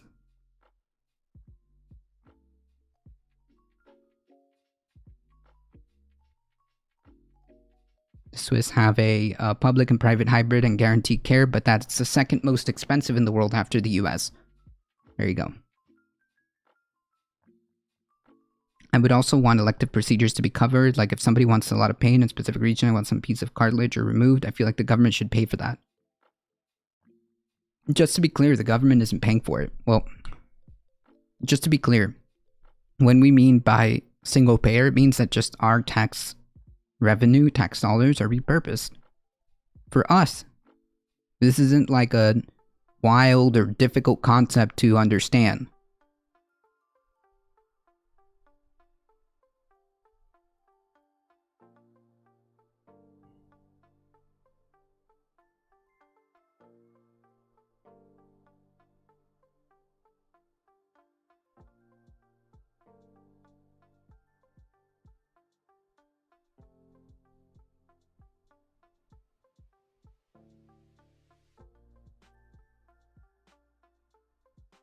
Using our tax money for healthcare, not wars. Yeah, the military costs us, what, over 9 trillion? 9 trillion over 10 years?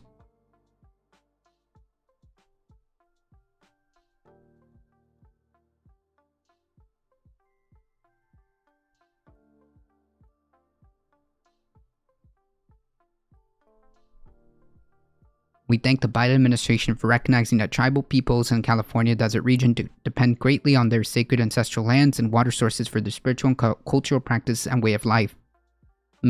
Michael Madrigal, president of the Native American Land Conservancy, said in a statement. Well, this is good news. A bit of good news, right?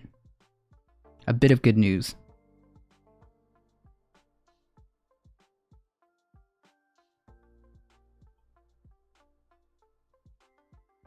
A bit of good news.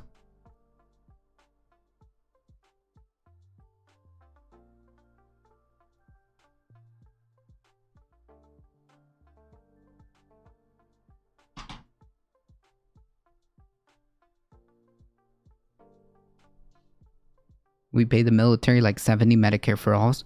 Yeah, we definitely spend a obscene amount of money for the military, and somebody pointed out earlier that, hey, we're not even in Afghanistan anymore, and we've removed a fair amount of presence out of the Middle East, and yet we're approving a mammoth $700 and something billion for the military. Why even have borders if nothing inside is cared for? Good point. Good point.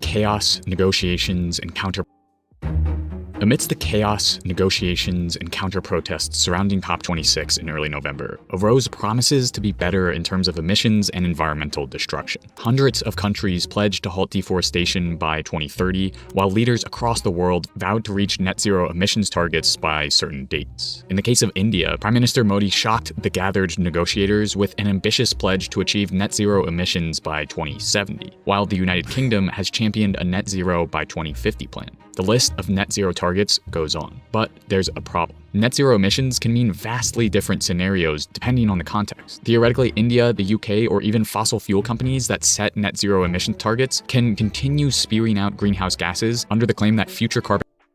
Yeah, I didn't think about that, Philomath Mike. I didn't consider that. How short-sighted of me. How short-sighted of me. Carbon capture technologies will make up for all of their emissions. So today we unpack the implications of net zero pledges, what they mean, whether they're effective tools, and whether they might actually be doing more harm than good. This video is sponsored by CuriosityStream, which now comes with Nebula for free when you sign up using the link in the description.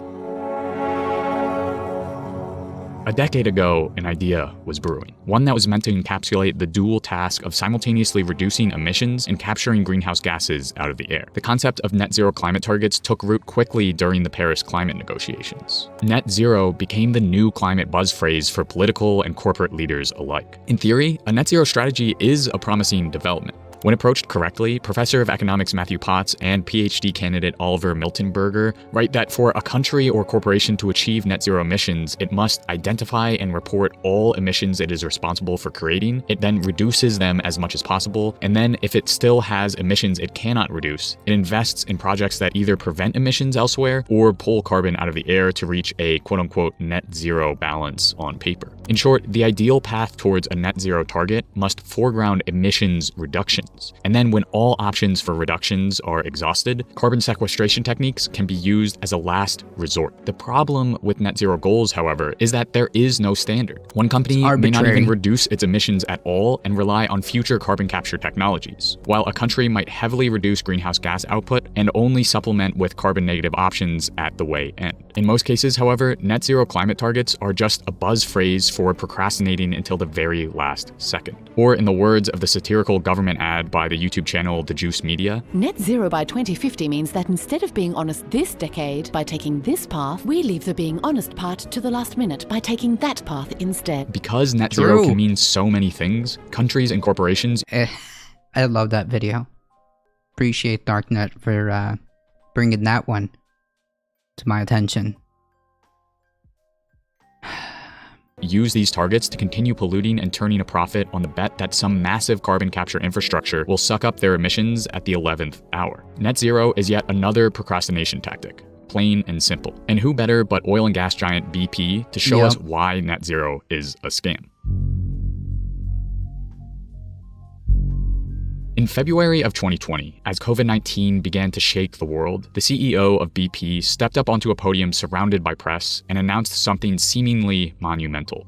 The fossil fuel giant BP would achieve net zero emissions by 2050. At first glance, this sounds extremely promising. A major oil company was going to rid themselves of fossil fuels. For those who remembered BP's greenwashed Beyond Petroleum campaign in the early 2000s, however, this felt like deja vu. Much like 2 decades ago, BP's new green initiative seems to be green in words only. A look behind the oil company's new eco-drenched slogans and flashy green graphics reveals very little has changed in their business practices. First of all, their net zero claims only apply to direct emissions caused by drilling and processing oil and gas, and not from consumer-side emissions of their product like car exhaust. This means that BP could could claim zero emissions by completely reducing their emissions from operations without even considering the polluting destruction of their gasoline or natural gas. But the thing is, BP isn't even reducing the emissions of their infrastructure and refineries. Under the label of net zero, BP can continue emitting as long as it offsets those emissions with massive tree planting operations that are often rife with complications, or some future carbon sequestration technology that is yet to be tested at scale. In theory, this means that BP can continue business as usual practices up until 2049, and then in the last year, try to suck up all the emissions it has created by planting trees and using currently unrealized carbon capture technologies. What's more likely, however, is that when 2049 hits, BP will just push the target further into the future, and in doing so, lull us further into inaction.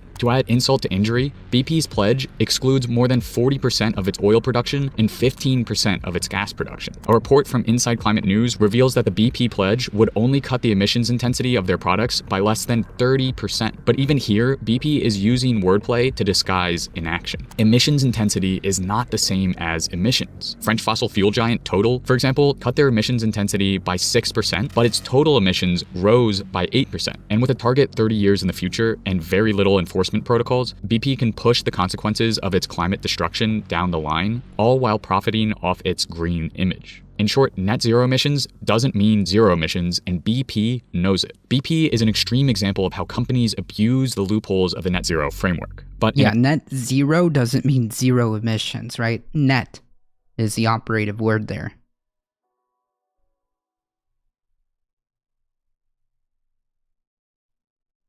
Oh, come on, Hamiden. I would leave that last part out of there. Come on.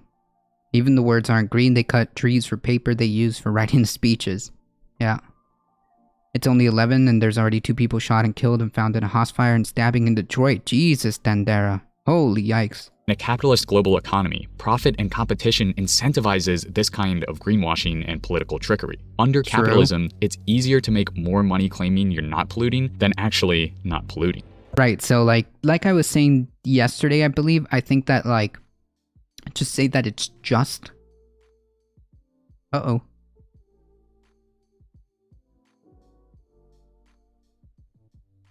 Am I frozen?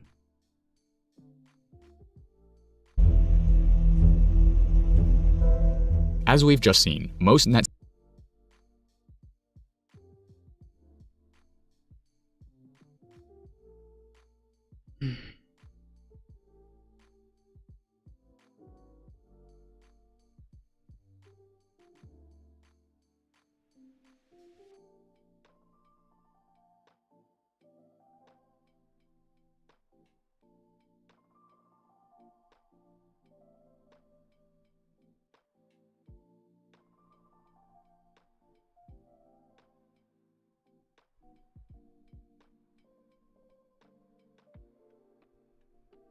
Okay. Anyways. Yeah, but it's a good frame. All right. All right, we got there. Sorry, it was like a weird. Anyways, what was I saying? I got stun locked. I got stun locked by my own frozen stream.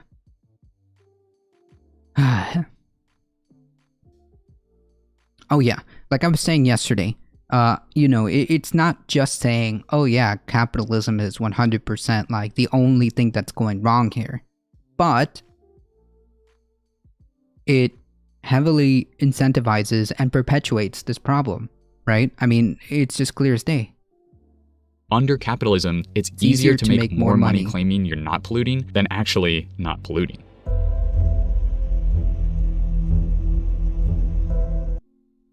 As we've just seen, most net zero climate targets fail to truly face the climate crisis head on. Instead of focusing on emissions reductions, which is a sure way of minimizing the amount of greenhouse gases in the air, net zero plans often rely on carbon capture and sequestration strategies, which either come in the form of natural offsetting through tree planting or technologies like direct air capture, which are currently impractical at scale. In the case of nature-based sequestration, most offsetting is doing more harm than good. In a ProPublica investigative piece, journalist Lisa Song writes, if the world were graded on the historic reliability of carbon offsets, the result would be a solid PC got freaked out. She goes on to cite reports like a 2015 paper revealing that 75% of carbon offsets from one carbon trading scheme were unlikely to represent real reductions, and that if countries had cut pollution on site instead of relying on offsets, global carbon emissions would have been 600. Wait. Hold on. Pause. Okay, we got it. Can we see everything? Did we fix the black screen? Because apparently it freaked out. It froze my camera. And it somehow kicked off the window that I was capturing. Fixed? Alright.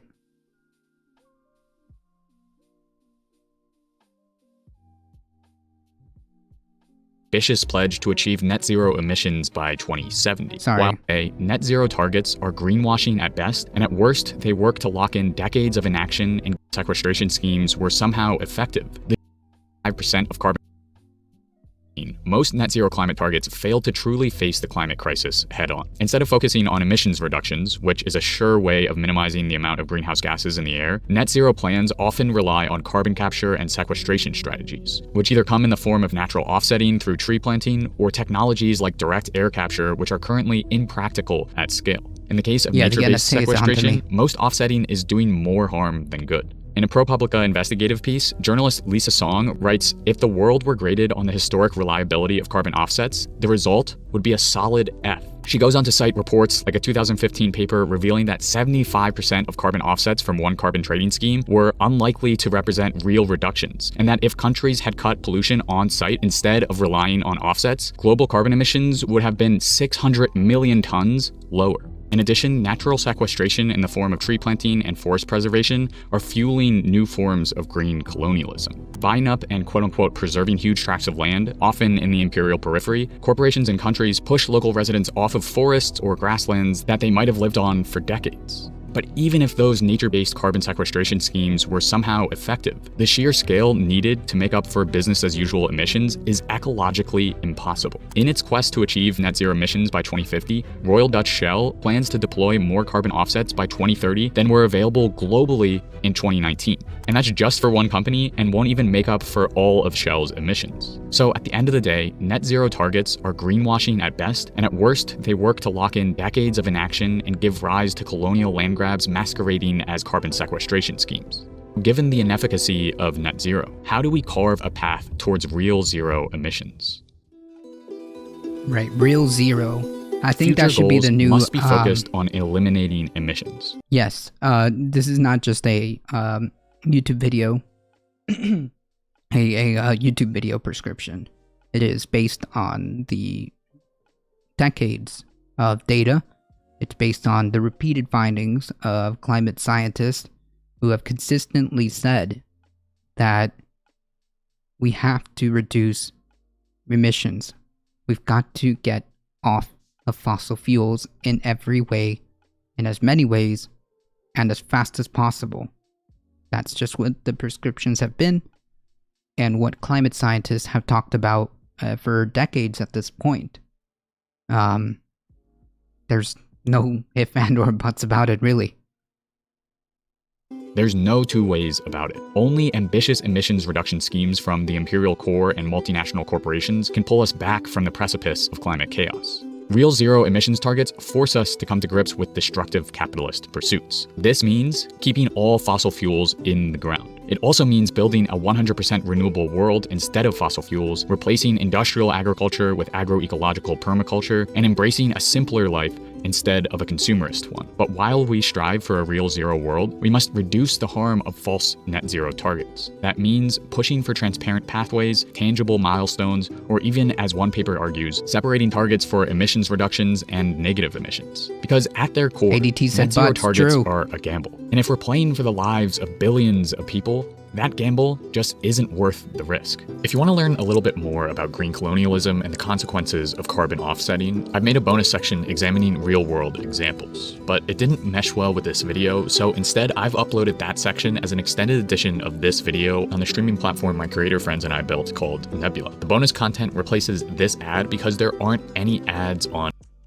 Nebula. And you'll not only see a lot of extended editions, exclusive content, and ad-free videos over on Nebula. Alright, so that's the end of the video. Obviously there are, there's language there that is, used on purpose. I would say the thing to take away from this is that there's undeniable greenwashing going on, and there is undeniable influence from the fossil fuel industry and agriculture, animal agriculture industry to meaningfully to block meaningfully any meaningful solutions that we could potentially be deploying within the time that we have, within the tools that we have, right?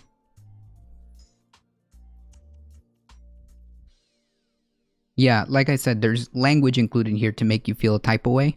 I understand that. But I think that the TLDR of the video about the farce of net zero is quite true, and we need more conversations about that. We need to understand that, yes, corporations like the fossil fuel industry and the animal agriculture industry, all this, are contributing to the destruction, the ecological destruction of our planet, and that has serious ramifications for us. That has serious ramifications, not just environmentally, not just the fact that it's going to strain our resources, not just the fact that there's going to be mass extinction events that are underway. It's not just going to be, oh, we just get a couple of more hot summers. No, there are serious ramifications that come with it, up to and including civil and social unrest, conflicts for resources like water. Not good. Not good. We need to address these problems head on, and allowing these corporations to continue to operate in this manner is to our detriment. And yes, there is blame to be shared by the system that props these corporations up, right? That is the TLDR. No, net zero is more bullshit zero. Yeah, like the real language that we should be using is not net zero, but real zero. That's the proper language that we should be using. Real zero.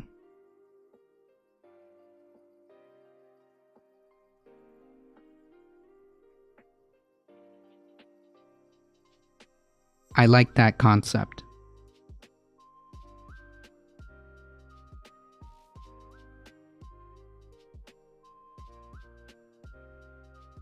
I like the concept of real zero instead of net zero. Yeah, the blah blah blah green economy, blah blah blah, net zero by 2050. Yeah, all these are just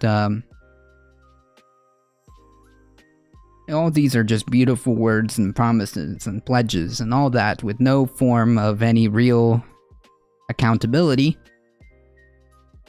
Not much details on the plans either.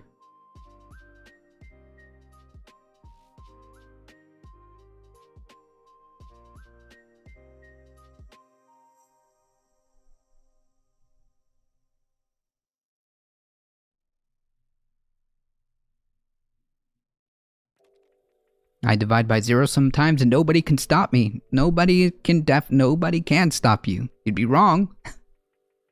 This makes me want to commit scooter to ankle. Oh man, I have a feeling this is referencing Roblox. I'm not gonna.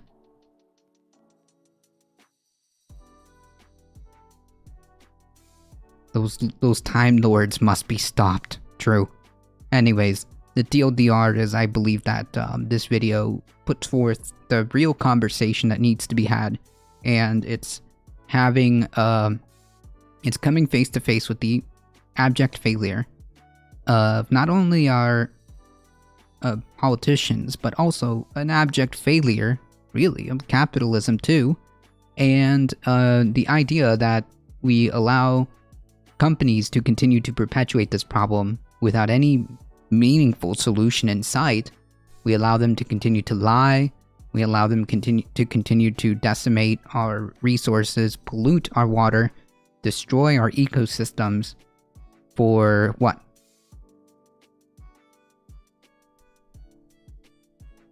Profit.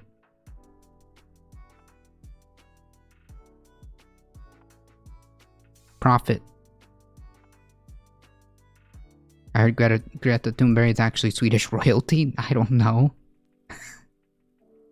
I don't know. Seems like Alex Jones levels of conspiracy.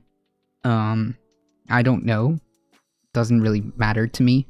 The advocacy that she does, the studies that she cites, the information that she conveys is pretty on point. So I don't know. Doesn't really matter to me.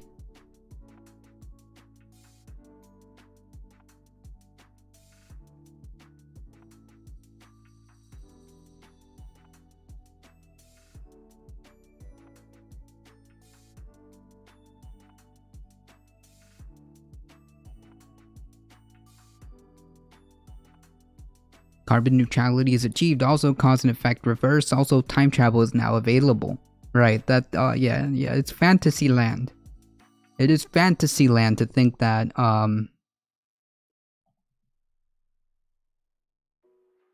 not allowing, it's fantasy land to think that we just have no capability to address these problems. I didn't know Sweden had royals. I don't know. To be honest, I'm completely ignorant. I'm completely ignorant. For all I know, they do have royals, and again, all of that is completely irrelevant if the information being provided is accurate. Or the advocacy that she's doing is accurate. 4 p.m. fully dark? Jeez. What? Pouring rain, strong wind, and 5 degrees Celsius. No thank you. No thank you. It was raining up a storm here yesterday. But, it is not 5 degrees Celsius. It is much hotter here. Greta's mother, Sarah Emanan, is a Swedish opera singer. Dad was an actor and director. Ah! Gotcha. Sweden does have royals? Okay. Okay, cool. Gotcha. Either way, none of that is relevant. None of that is relevant in my opinion.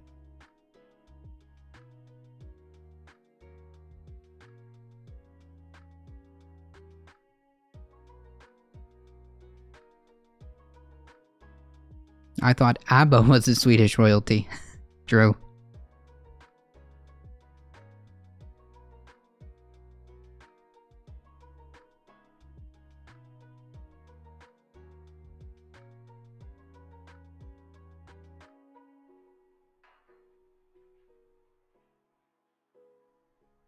Sarah's married to actor Svante Thunberg. Gotcha. Yeah, so, yeah, no. Doesn't seem to be the case that she's some type of royalty. Seems weird. Seems weird. It's -7. No, thank you. I would also like to point out, like, it is very weird to me how people often, like, try to find, what would amount to be like, I want to say like ad homs, but like what the arguments that are always presented against like people like Greta Thunberg is like, oh, she's just a child. Oh, she's too aggressive. Oh, she's like this or whatever. Oh, she's maybe being used by her parents, which without any type of like evidence to suggest any of that. I find it very weird that that's always the thing that comes up, especially from like weirdos on the right. Looking at you, Dinesh D'Souza. It's always very weird that that's always the criticism or arguments against her, and yet nobody seems to really want to address what the actual thing that she's saying. No one seems to want to engage with the actual statements that she is making.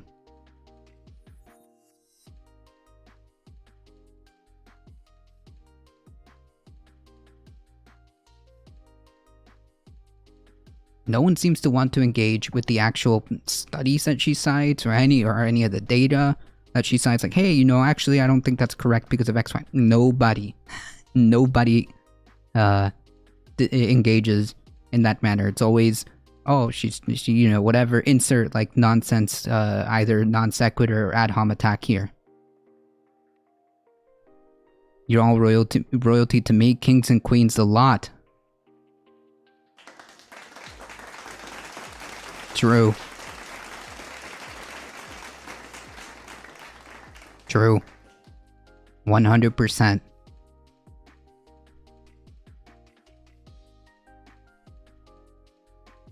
My province can't decide. High of 12 degrees, low of -4, and currently 4 degrees. Oof. Oof. Well, one thing that is very...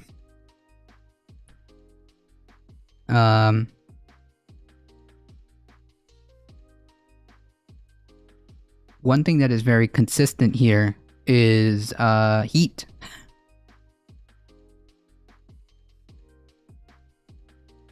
And one thing that is consistent here is that it's always hot.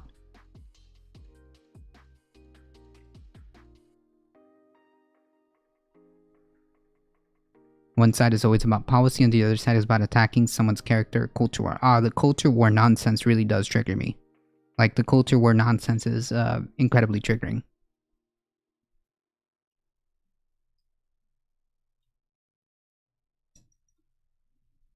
Like, I don't care about, like, the culture war. I really don't. I want to know how we are moving forward to meaningfully address problems that are affecting everybody. I want to know what policy we're trying to get enacted. I want to know who is running. I want to know what on-the-ground organization is happening.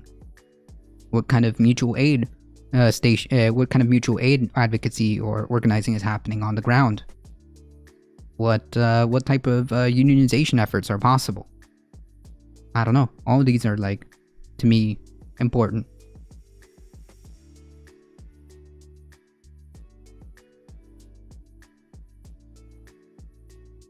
All of these things are important. How do we make sure that everybody is treated like a human being?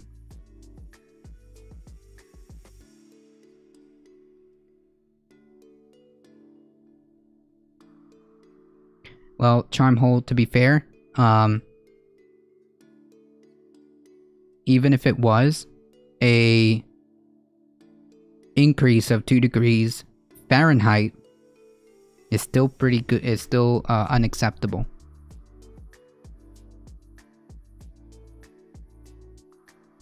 Heat, water, sinkholes, drugs, and rockets.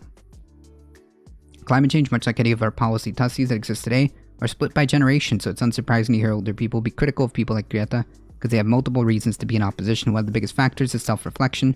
For an old person to accept climate justice demands of the youth requires them to accept that they themselves have let that generation down. They made mistakes, and that's not hard for many people to do. That is a good point. That is a good point. Congress never directly debates each other on policies. The GOP just stands there and talks about culture war nonsense, and the floor never gets checked. Yeah, well, yeah, unfortunately, a lot of these, like, what? Okay. Stop, Microsoft. Thank you. Thank you. Thank you.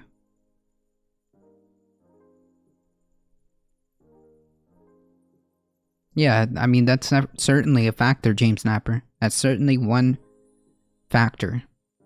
How do we make sure that workers don't have to pee in bottles? Yeah. I just want people to be treated like human beings, and I want people to have food, housing, education, and healthcare. I want people to be able to have the tools that they need to be their best potential. I want people to have these things. I want people to have the ability to be educated, and I want people to have healthcare and not worry of whether or not they have the money in their pocket, right?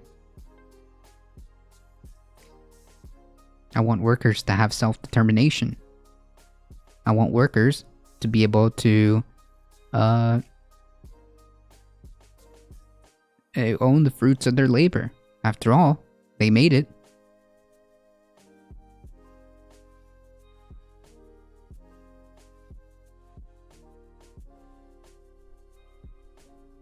But, you know, I guess that's just being too radical. I guess I'm just too radical. Anyway, folks, unfortunately, that is all the time I have today. I do want to appreciate everybody stopping by. Thank you so much for all the new follows. Thank you so much for all the support. Thank you, Samaline the Kind Dragon. Workers should be allowed to sell their... What? No. Thank you so much for all the support. I appreciate it. Thank you, Heat. I appreciate it. I completely understand the sentiment of the boomers of the worst generation rhetoric. I can give you swaths of evidence to back that up. But one thing doesn't help is to bring those people into the fold. Again, finger wagging at people who made mistakes they don't even know were mistakes until it was 25 years too late won't help them come to your side, maybe by studying context and offering redemption might. Yeah. Maybe. I don't know what the solution is, but nonetheless, a portion of that population is going to have to be on board to be, for us to have a chance. I want to thank everybody for stopping by. Please don't forget to hit the follow button. It does help us out.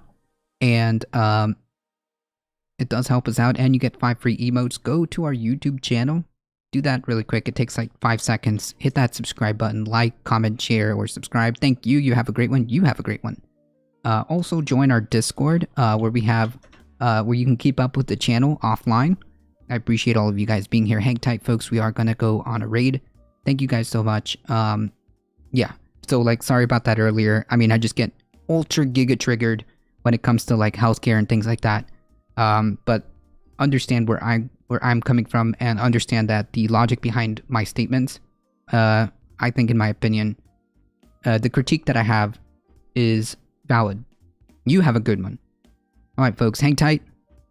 Have a great day. Love the stream, love the content. I appreciate that. Hang tight, folks. We're heading on over to Tina for continuous chill vibes. Hang tight, folks. We are heading out in 5, 4, 3, 2, 1. Here we go. See ya.